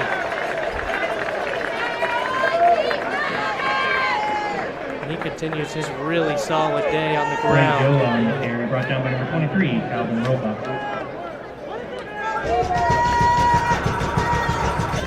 A little bit of up-tempo here for Ohio Northern.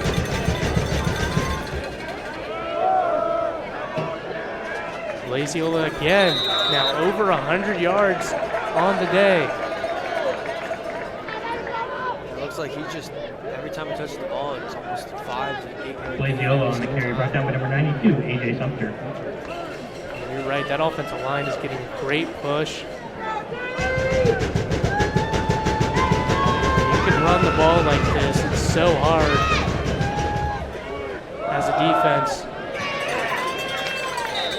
Ohio Northern, when they're a team who doesn't make a lot of mistakes, they just control the game, control the clock. Blaziola on the carry, brought down by number 5. Connor Gurney brings up third down. Makes it really tough, especially if they're trying to come back in the second half.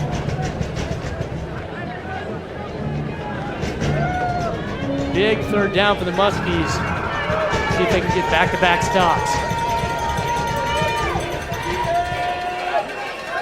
Feldman throws it behind him, bringing up fourth down and a big decision here for Ohio Northern. Try to pin him deep or go for it here. Ball incomplete, intended for number 5. That's for Rondi.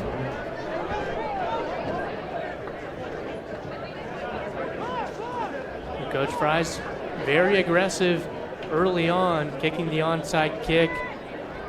Couple play action bombs. Keeps that aggressive mindset here, going for it on 4th and 5, up 28.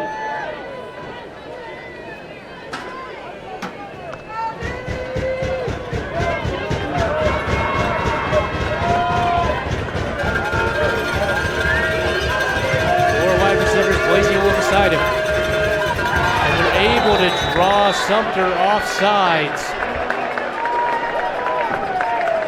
Just looks like mistake after mistake that's plaguing the Muskies right now. You got to know there, as a defense, that it's 4th and 5. They're up by that much. Being brought off sides, something they might try to do. And a good hard count there by Feldman allows them to get the first down.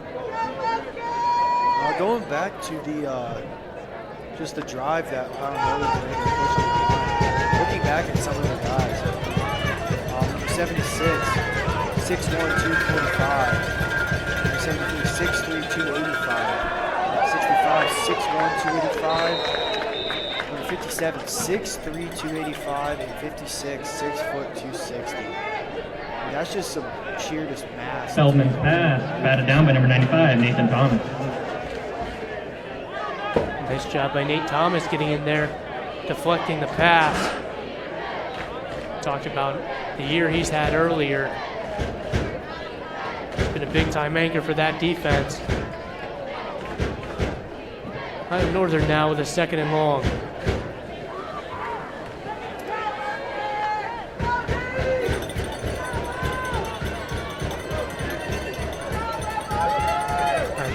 Able to eat away at that clock here on this drive. Now under 3 seconds on the game clock. Feldman over the middle, a nice ball. Throwing a laser. Kyle Celestin. Down by a quarter of the Muskies. Feldman's pass complete to number 1, Kyle Celestin.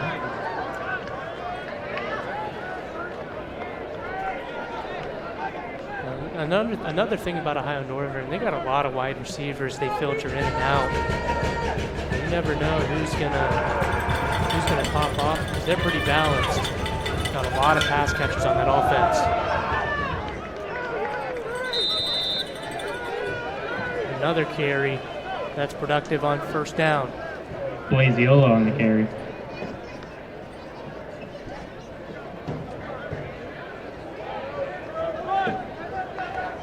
Brought down by number 25, Isaac Collier. Just being able to keep fresh guys in the game sells for offense. Just being able to guys that are tired.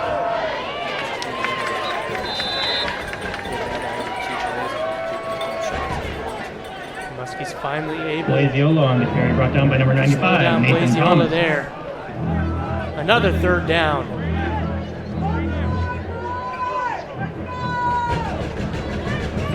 Muskie defense showing a little more resistance here in the second half thus far. And a hard count here by Feldman. See him stacking the box. It's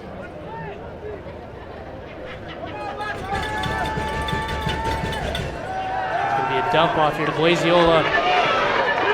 Stiff arm, brought down before the 10 and before the first down. It'll now be 4th and inches here. Less than a yard. Well, it actually will be a yard or two Looks like 4th and 2. Good job with the Muskie defense being able to get over there and stop that. 'Cause that one looked wide open. There's a nice open field tackle on the outside. He doesn't bring him down there. He might be in the end zone. Feldman on 4th down. Hands it off. Blazioli. And it looks like he's stuffed. I don't think he got it. Next to no gain there. No signal yet. It will be Muskie ball in a 4th down stand. That's the momentum you need. Stop that. Hopefully put something on the board.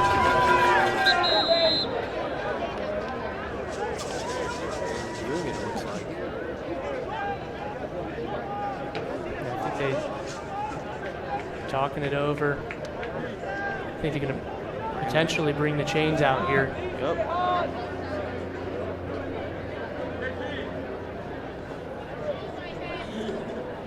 You know, I don't think this one's particularly close, but it is tougher to see from the booth up here. Big moment for Muskinugm.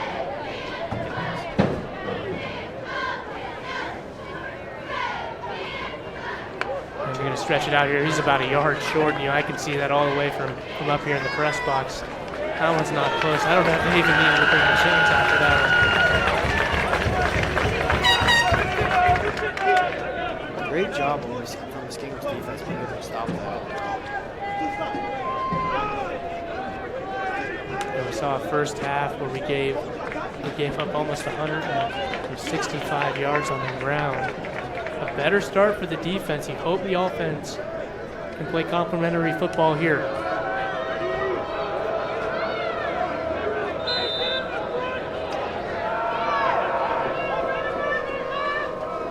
Gurney dropping back to pass.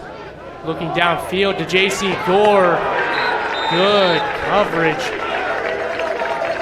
It's Terrion Ross, the senior from Findlay, Ohio. Gurney's pass intended for Gore. Looks like he's Falls down as incomplete. well after making a nice play. Official timeout. We'll step aside as they tend to him.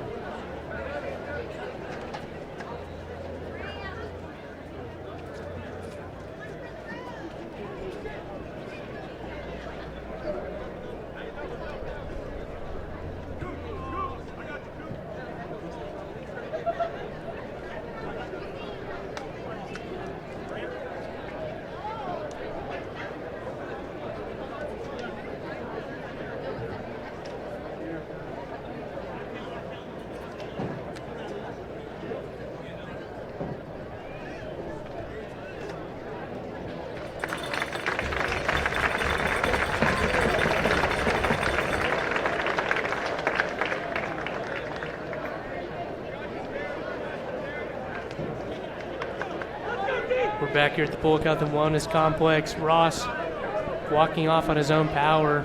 He fell down pretty hard after making a nice play there in the secondary. Gurney was looking for Gore. It's great to see him walking off his own power. That was a good ball. He just threw it a little bit too high, and the defender was able to make a pretty decent play on that. And those kind of balls, I feel like J.C. Gore could have potentially come up with that one, but just really good coverage by Ross. Got to give him credit. RPO to Westrick. A nice gain.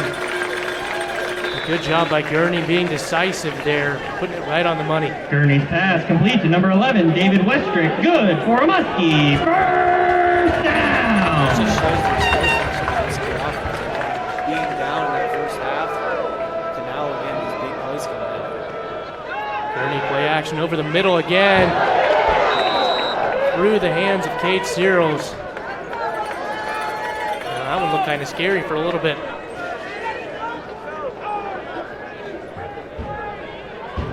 Gurney's pass intended for Searles falls That incomplete. one was put really Brings only up where second Cade and Searles 10. could get it. Hit him in the hands. Did have some heat on it, and he had to jump up to get it. But we'd like to see the Muskies coming up with those. Gurney now drops back to throw again. This time he's pressured, breaking it out to the left side. He's going to take off. And Gurney's he's been pretty contained so far in this game. Coach Nardo a little bit less aggressive running him so far. You know, you wonder if it has to do with the injury he suffered a couple of weeks ago. Obviously, he couldn't play last week against Franklin. Maybe they're being a little bit safer with their quarterback.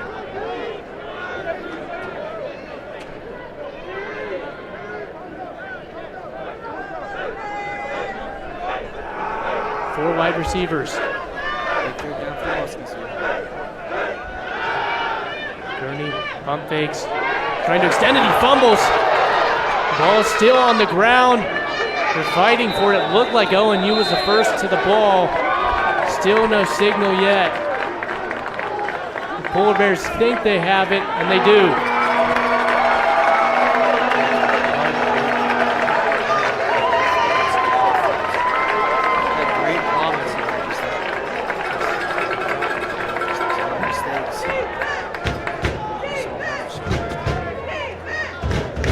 Like this offense, whenever they make a good play, not able to stack them.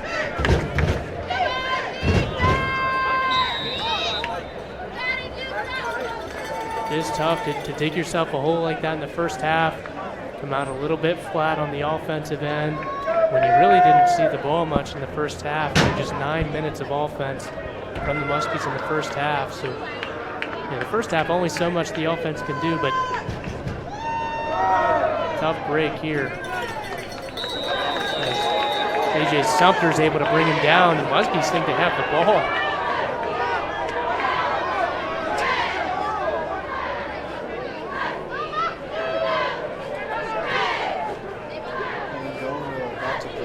Headaway on the carry.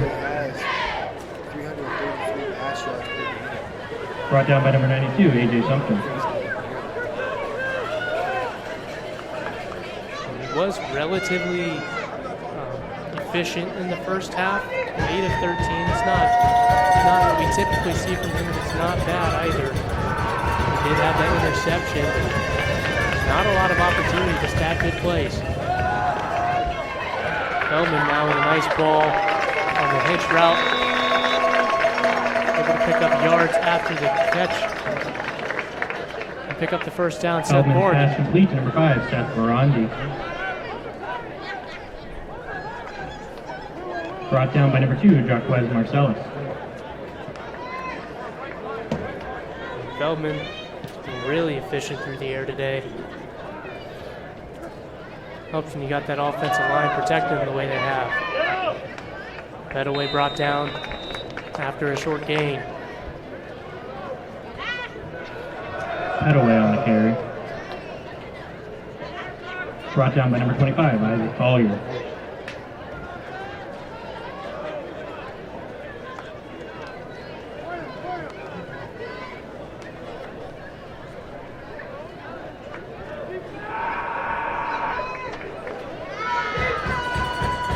Northern here on 2nd and 7. Pedaway brought down behind the line of scrimmage. Brought down by 92, AJ Sumter. He's been having a pretty good game so far. Headaway on the carry, brought down by number 92, AJ Sumter. He has been really solid. Able to get in the backfield. This defensive line altogether, you got AJ Sumter, Kenny Page, Nate Thomas, they've all had very solid seasons. Been a big part of that really good run game. But this offensive line has had the advantage today.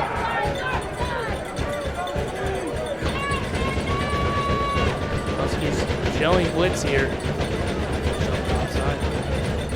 Page able to get back. They bring 4 into the backfield. A nice move there by Feldman. Throws a ball into the end zone. Good coverage by Marcellus Johnson. Sorry, Jacquez Marcellus. Great pressure by the Muskinugm line. They had him. Feldman's pass broken up by number 2, Jacquez Marcellus.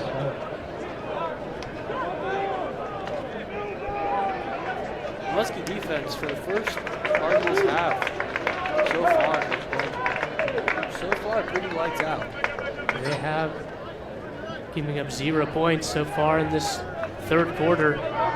On for the field goal, number 98, Cody Dyke. Cody Dyke's trying to put 3 points on the board. make this a 5-possession lead. Almost blocked. And that hits the post, goes in. A 5-possession lead for the Polar Bears. Huskies on their heels.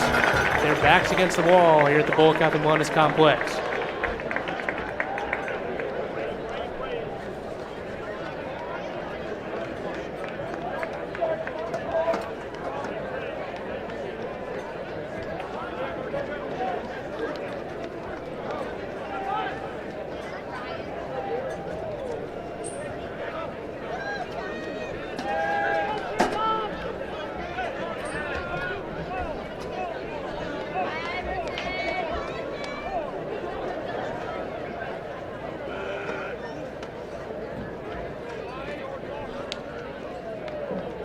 Backseat for the Muskies, number 17, Chris Singleton, and number 83, Iverson Muskinugm. On to kick for the Polar Bears, number 99, Braylon Kennedy. Iverson Klusman and Chris Singleton again back to receive.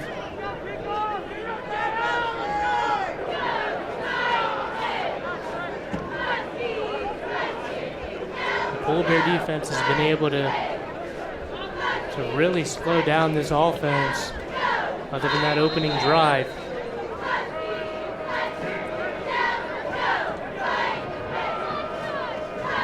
Cade Searles really the only one on offense they haven't been able to contain.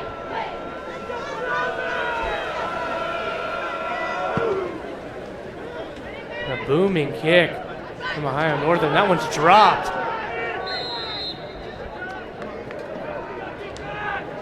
And Singleton's lucky he was in the end zone when he dropped that ball, because if he wouldn't have, he would have had to take it out. Like you were saying earlier, they haven't only been able to contain Cade Searles. We're hoping to see, we've seen a couple flickers of other people getting the ball. And I wonder if Coach Depoto's going to try to exploit that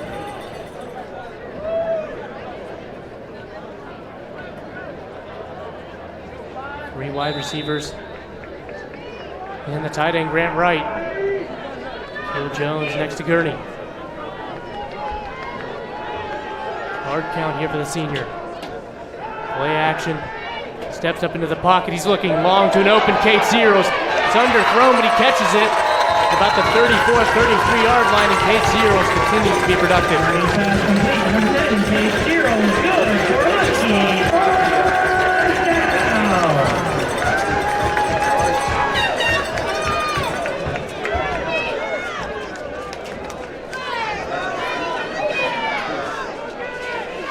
Gurney quick out to Westrick. Going up tempo, but a nice play on the outside. Terrion Ross again. Good to see him back out in the game. Here's one who got banged up a little bit. Testing the J.C. Gore long ball.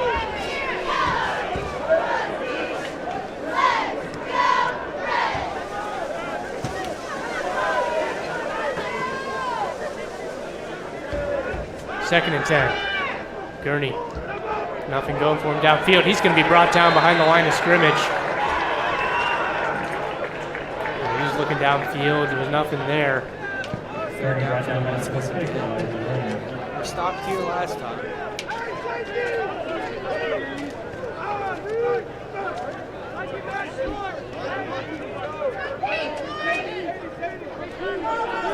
Third and long for Muskinugm. You got to be thinking 4-down territory. Maybe pick up half of it here. Takeo Jones in motion. Little misdirection screen pass here to Jeremy Smith. He's going to pick up about 6. I like that play call there. You send Takeo Jones out in the flat. Fake that screen and you throw it into the middle to Jeremy Smith. But again, the Ohio Northern defense reacting well.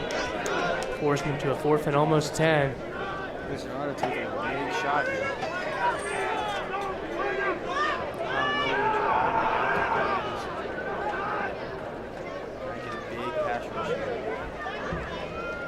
They bring just 4. Gurney on the left side to Gore. That one's broken up. What a play again by Ross. He has been everywhere.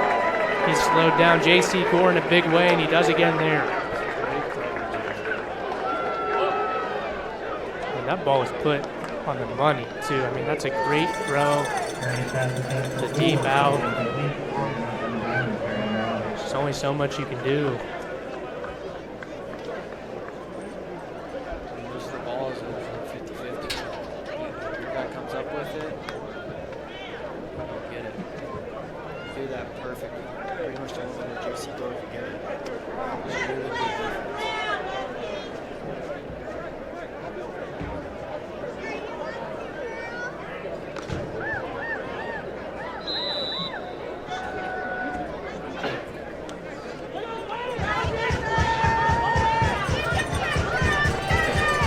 Dan Feldman now taking over. Just a second left here in the third. It's another carry. That time brought down in the third quarter, full of defense. Just 3 combined points on both sides. Step aside here and be back for the fourth quarter.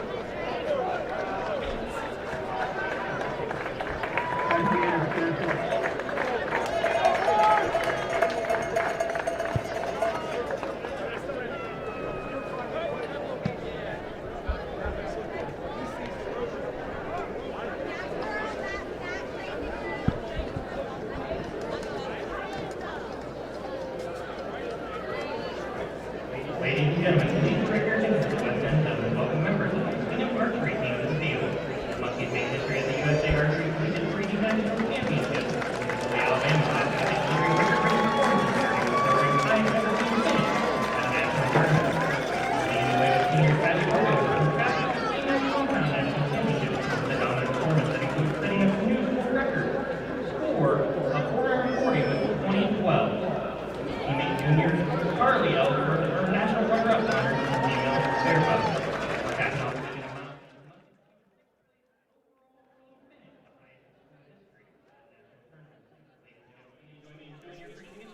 We're back here on the Muskie Sports Network for the fourth quarter here, 40-9, Ohio Northern.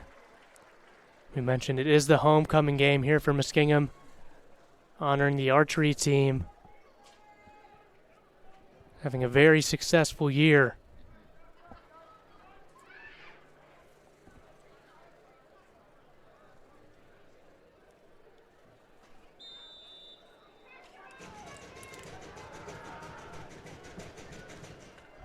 Feldman now is going to hand it off again on the outside. He's brought down behind the line of scrimmage. We haven't seen that just a whole lot today, but we have in this second half. Great open field tackle over there by Connor Gurney. He's been all over the field today. And he is typically all over the field. And Blazioli, after that incredible first half, has been held.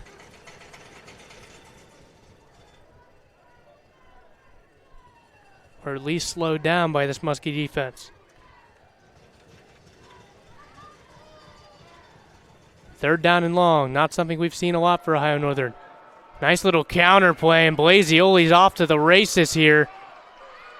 And lowering his shoulder at about the 30-yard line. Big pickup for Blazioli there. It's nearly a 30-yard run. And he continues his productive day. Seems like right as Muskingham has them held on the third down, they just break something like that. Now 24 carries for 145 yards and 3 touchdowns. Louis Blazioli. And they'll give it to him again. You know, the crazy part is it's not like he's necessarily been the workhorse today. Jordan Petaway also 15 carries for 51 yards. It's been an offensive explosion here from Ohio Northern.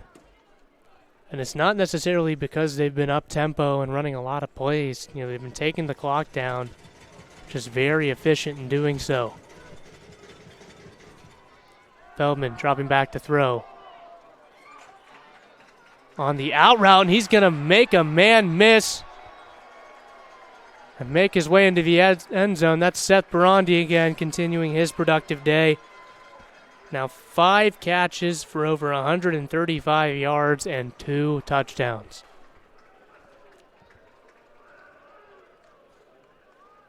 Have a couple Muskies banged up over there.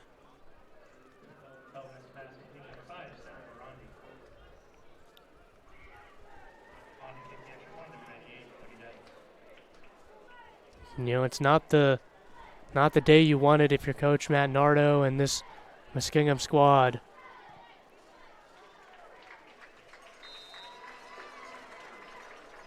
You hope that they'll be able to bounce back and pull away some good things from this one.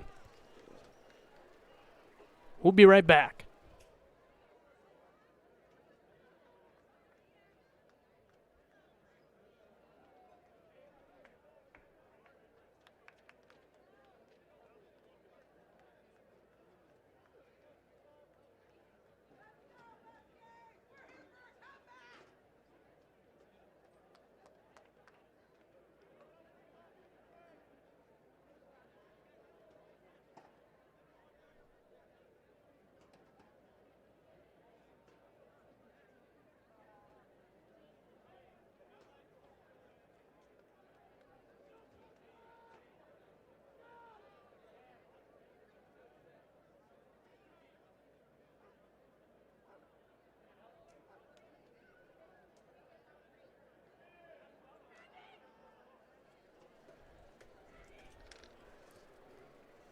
Ohio Northern set to kick it off to the Muskies after a touchdown drive.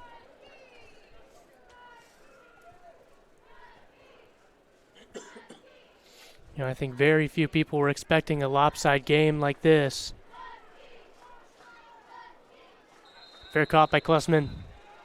That one was a little bit easier for him. You know, he's had some interesting kicks go his way. He showed good poise there. Now Gurney's set to take over for this offense, just trying to get something going. You know, we weren't lying when we mentioned the year he's had. I mean, top 10 in the country in completion percentage. You mentioned earlier his passing yards per game. He's been so good in a lot of ways. Here's Felipe, able to make his way close to a first down, a nice first down pickup.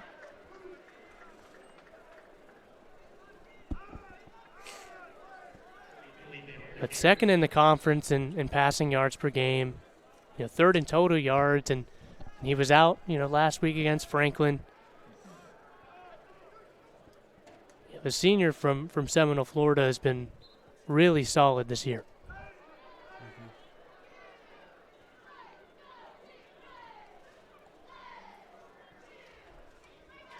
Felipe gets the carry. And he'll pick up the first down. Yeah, Felipe last week, we saw him a little bit more involved in the pass game last year than we did, last week against Franklin. He had 3 catches for 35 yards after filling in for Woody as he gets the carry here. Bulldozing his way for 5 to 6 more. He's that workhorse back that's just going to keep going and going. Now asking to come out Akeel Jones into the game. You know, Felipe, like I mentioned, a good pass catching back. He was able to be productive out of the backfield last week. They haven't really involved him in the pass game today. Here's Jones now with the carry. And the run production stays strong, picking up another first down. This is that tempo and physicality that the Muskie offensive line has usually been able to do. And it's evident here. They're just moving the ball down the field.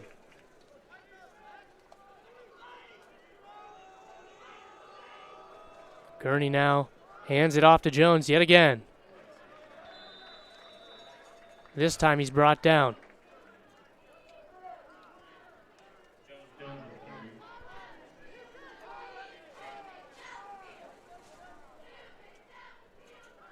A little over 11 minutes to go here in the fourth quarter. Muskingum's really struggled to get a consistent drive going all day. Seemingly halted by some odd mistakes, but they're moving the ball here past the 50. Gurney now with another handoff to Akil Jones. Big rush on second down by Ohio Northern. Just Keel Jones just swallowed up. Didn't really get anything going there. It looks like they ran a similar play as well. Just an outside carry to Jones. 3rd down and 10 now for this Muskie offense.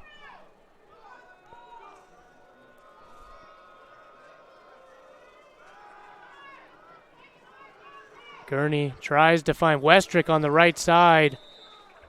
That one's complete. It'll bring up a 4th and 2 to 3 yards. Great catch by Westrick there. Yeah, that was a really nice grab. Gurney able to get out of the pocket there. Was underthrown.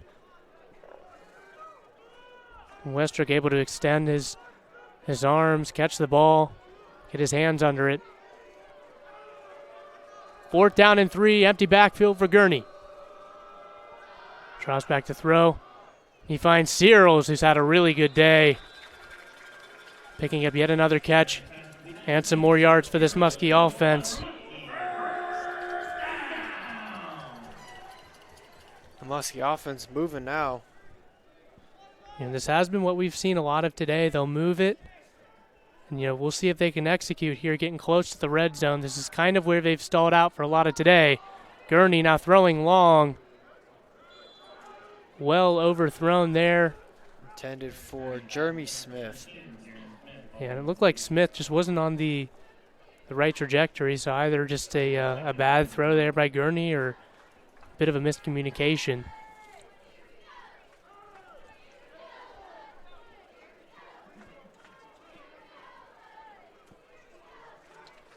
Second and 10 now.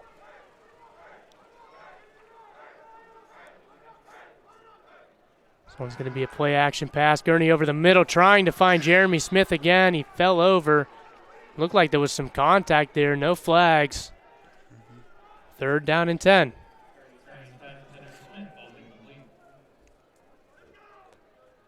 And Gurney, we mentioned they have been able to move the ball at times today. 17 to 29, 21 yards through the air. They haven't necessarily just been stopped or dominated, but just unable to execute and finish drives. Here's Felipe now on 3rd and 10. You think Coach was thinking 4-down territory there, but he's brought down behind the line of scrimmage. Now a 4th and long.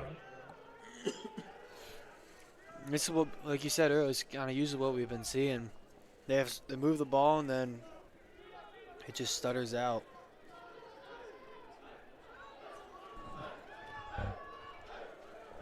4th and long for the Muskies. They're going to need a big play here to keep the drive going. Gurney looking to the right, now left. Just trying to extend the play. He's got to get rid of it. Trying to find Gore. That one's picked off on the sideline. And a great day for this secondary continues. That's Miles Aldrich, the linebacker from Lima, Ohio, with the interception.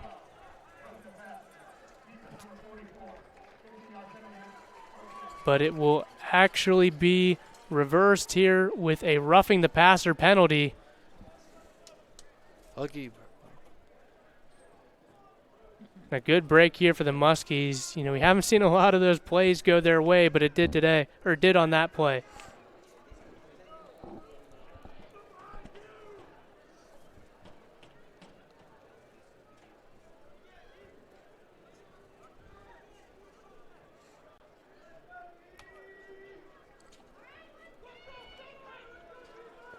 Muskies now inside the red zone for one of the first times since that opening drive. Gurney with another play-action pass over the middle looking for J.C. Gore. More blanketed coverage here by this Ohio Northern secondary. The Ohio Northern secondary has just been playing lights out all day today.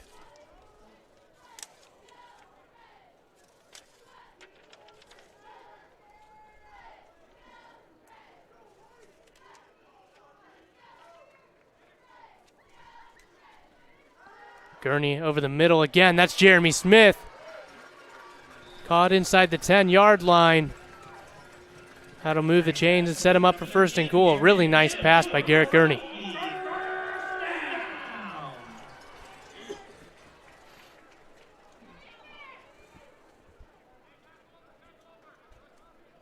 Those throws over the middle have been the ones that are open today. Gurney connecting again. Now 2 wide receivers to the right. Gurney going to run it and keep it here. And he's going to waltz into the end zone.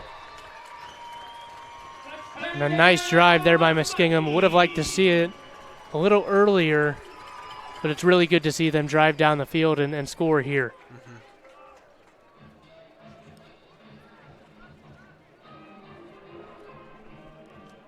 And a really good decision there to keep it, too, by Gurney on the read option. Hasn't really done it all day. Haven't been a lot of design runs for him, but he's able to keep it and score a nice touchdown on a good drive. And they top it off with the extra point. 15 points now for the Muskie offense. We'll be right back here on the Muskie Sports Network.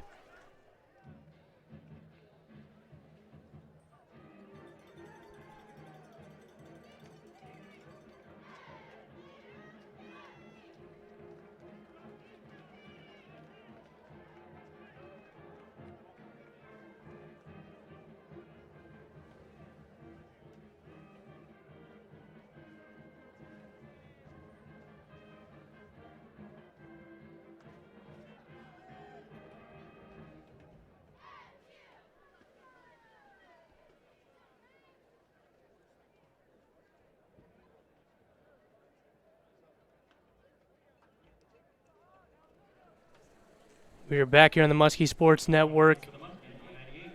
A 31-point lead for Ohio Northern. The kick return team looks like they're in an onside prevention.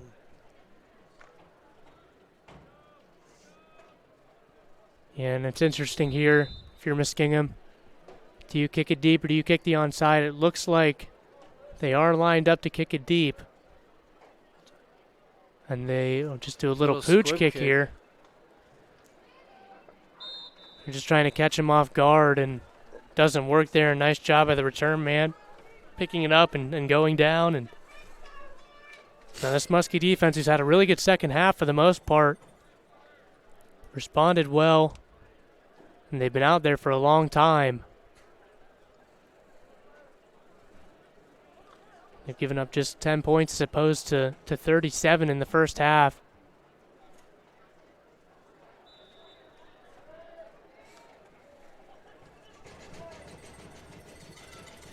Bellman now with the handoff. Blazioli.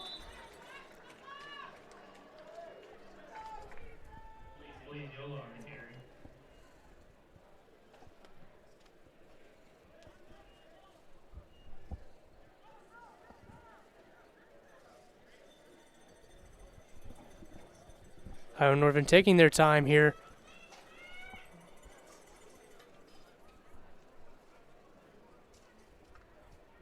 And we mentioned the clock management. I mean, they've been doing the same thing in the second half. Playing relatively conservative. Muskinugm struggled to slow down the run all day. Blazioli again with another productive carry. He's up to 27 carries on the game today. Yeah, he's just, imagine that little engine that good. He just keeps trucking forward no matter what.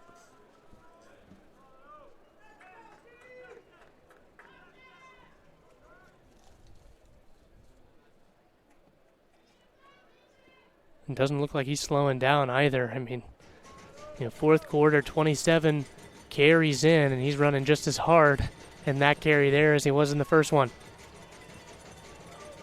New running back in for Ohio Northern. That's 34. He will get the ball. Making a nice carry. It's about a 5-yard gain there for Zach Olignowitz.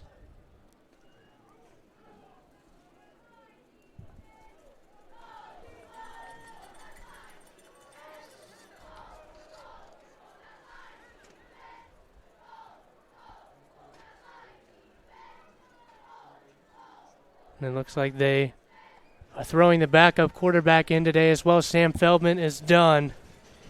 He finished 15 of 22, 259 yards and 3 touchdowns, 0 interceptions. Very productive day from Sam Feldman. Amir Collins now hands it off. The Muskies brought down behind, or bring them down behind the line of scrimmage here. Nice play filling the holes for the linebackers. A.J. Sumter with another tackle.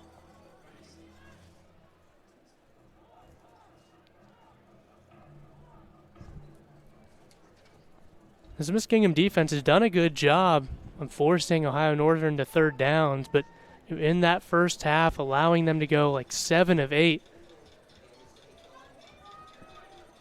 Yeah, when you get that much, it's hard to slow the momentum down. Especially when they're trying to chew clock, manage the game. Ohio Northern's in a tighter run formation. Looks like they're just going to run and try to chew the clock out. It will bring up a 4th down and most likely a punting situation.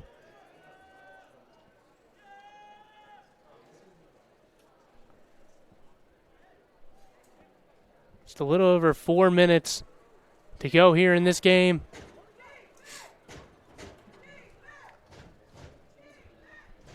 Looks like Ohio Northern will bring this all the way down.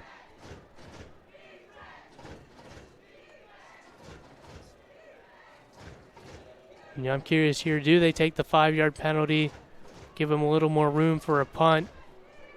Or do they call a timeout and try to go for it here on 4th down? Has gone for it quite a bit here. And they take the timeout. We'll step aside with 3 minutes and 41 seconds to go here in the 4th quarter at the Bullock Health and Wellness Complex.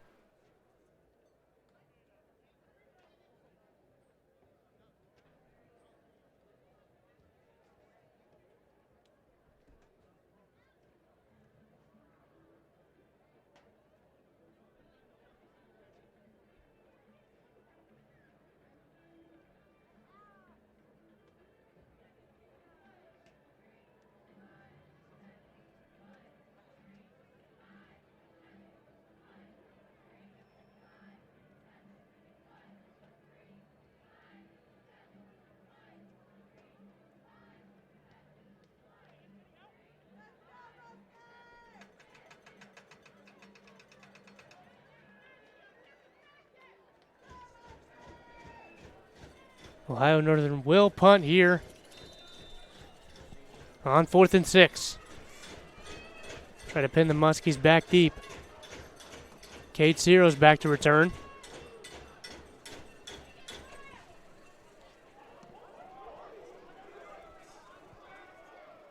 It's going to be fair caught at about the 14-yard line.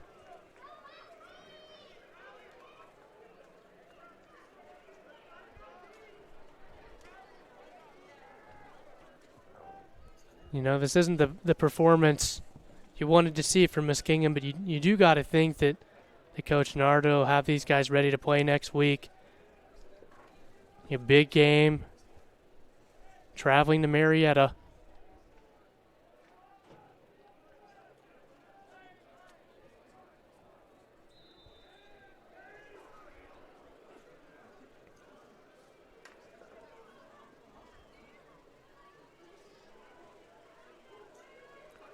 Gurney, play fake. This time it's overthrown, intercepted. Ohio Northern looking to take it back close to the end zone, not quite able to get there. Jacob Hirschberger. Brought down at the 4-yard line. You know, it's not often you see 2 interceptions in one game from Gurney. And that just about sums it up, just not their day.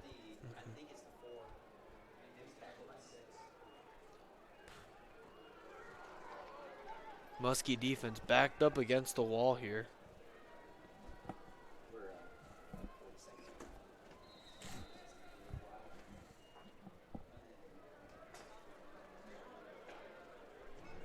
You know, it really is very interesting. You know, in that first half, it felt like the defense was struggling a bit to get things going, and They did pick it up in the second half. They did a nice job, but the offense has continued their struggles here in the second half. It's a carry for the running back, brought down, not quite able to push it in.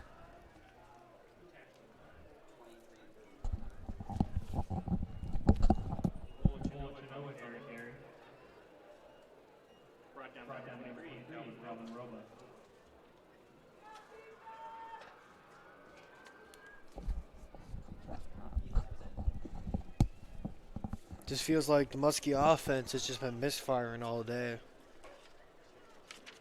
Just every time we get something going, it just keeps sputtering out. Oleknowicz beside Collins here.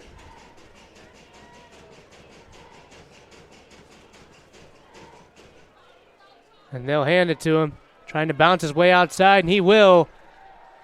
Gets into the end zone. The sophomore running back from Akron, Ohio. Extends the lead here for Ohio Northern. Now 53-16.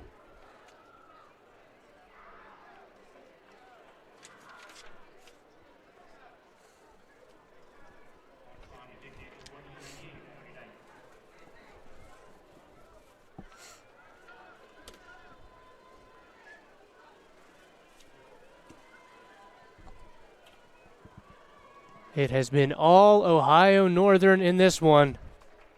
Muskie Sports Network, Flow Sports.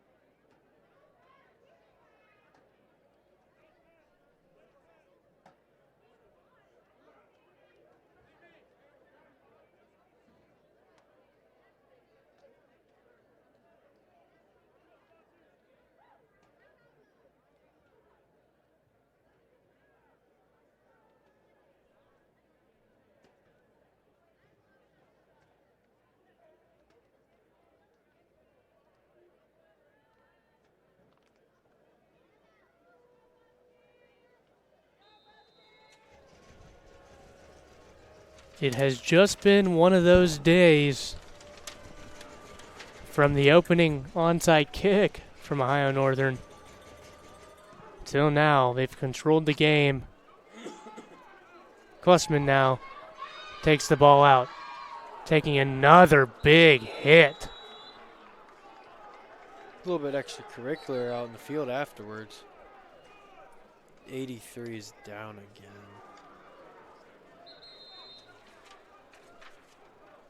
Yeah, and you just hope you can get out of here with any big injury. Hope Klussman's okay. We'll step aside.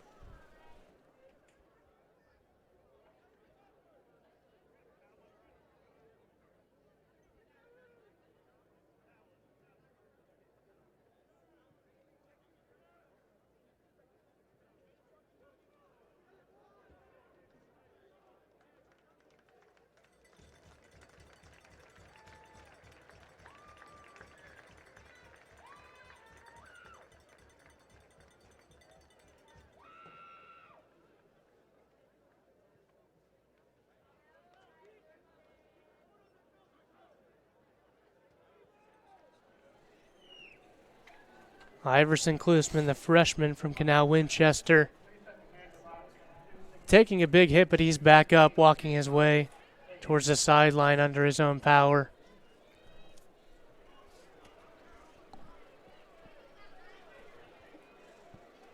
And Gurney's still in the game here. And at this point, you're just hoping they can come up with some plays to give them some confidence going into next week. Yep. Keel Jones, the carry to the left side.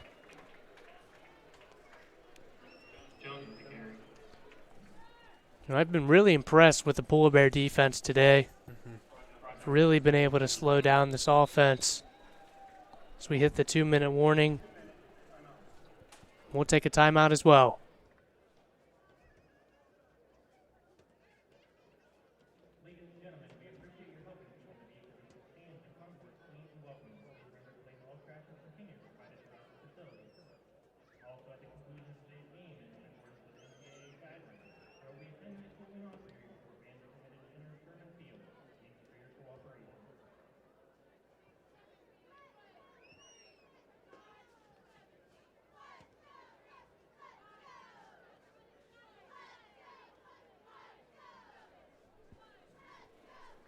We're back here on the Muskie Sports Network, brought to you by Flow Sports. 54-16, not the day you wanted to see if you're Muskingham. It's the homecoming game, a lot of festivities, a lot of alumni here.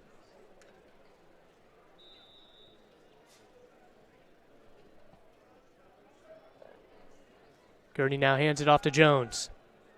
He's trying to make his way outside. Not a lot of room to work. I've been impressed with the Polar Bear defensive line and linebackers. Just seems like no matter where on the field, at least one of them are always there. You know, you're right. We talked about their secondary and how good they've been, but the run defense has been incredible.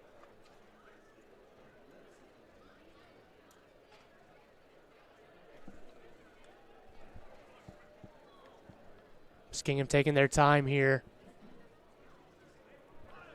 I think coach is going to call a timeout before this third down play.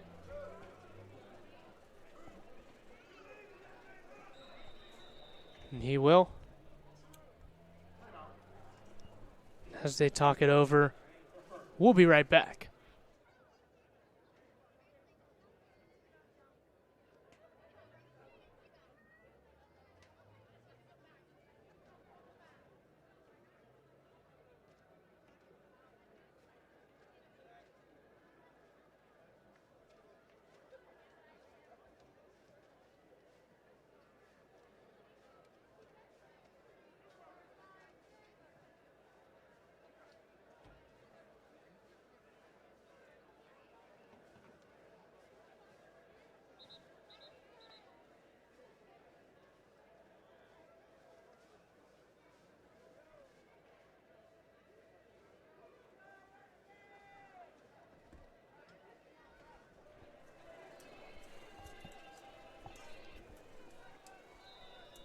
Third down and 7 for Garrett Gurney in this Muskie squad. And he takes a big hit. Like you said earlier, it's just trying to get out of this game without getting any serious injuries. You know, we mentioned the third down. The Muskies just 1 of 10 now on third down offensively. Ohio Northern 9 of 16. I mean, that's 56% to 10%. Ohio Northern's dominated a lot of facets of this game. Third down might be one of the biggest ones.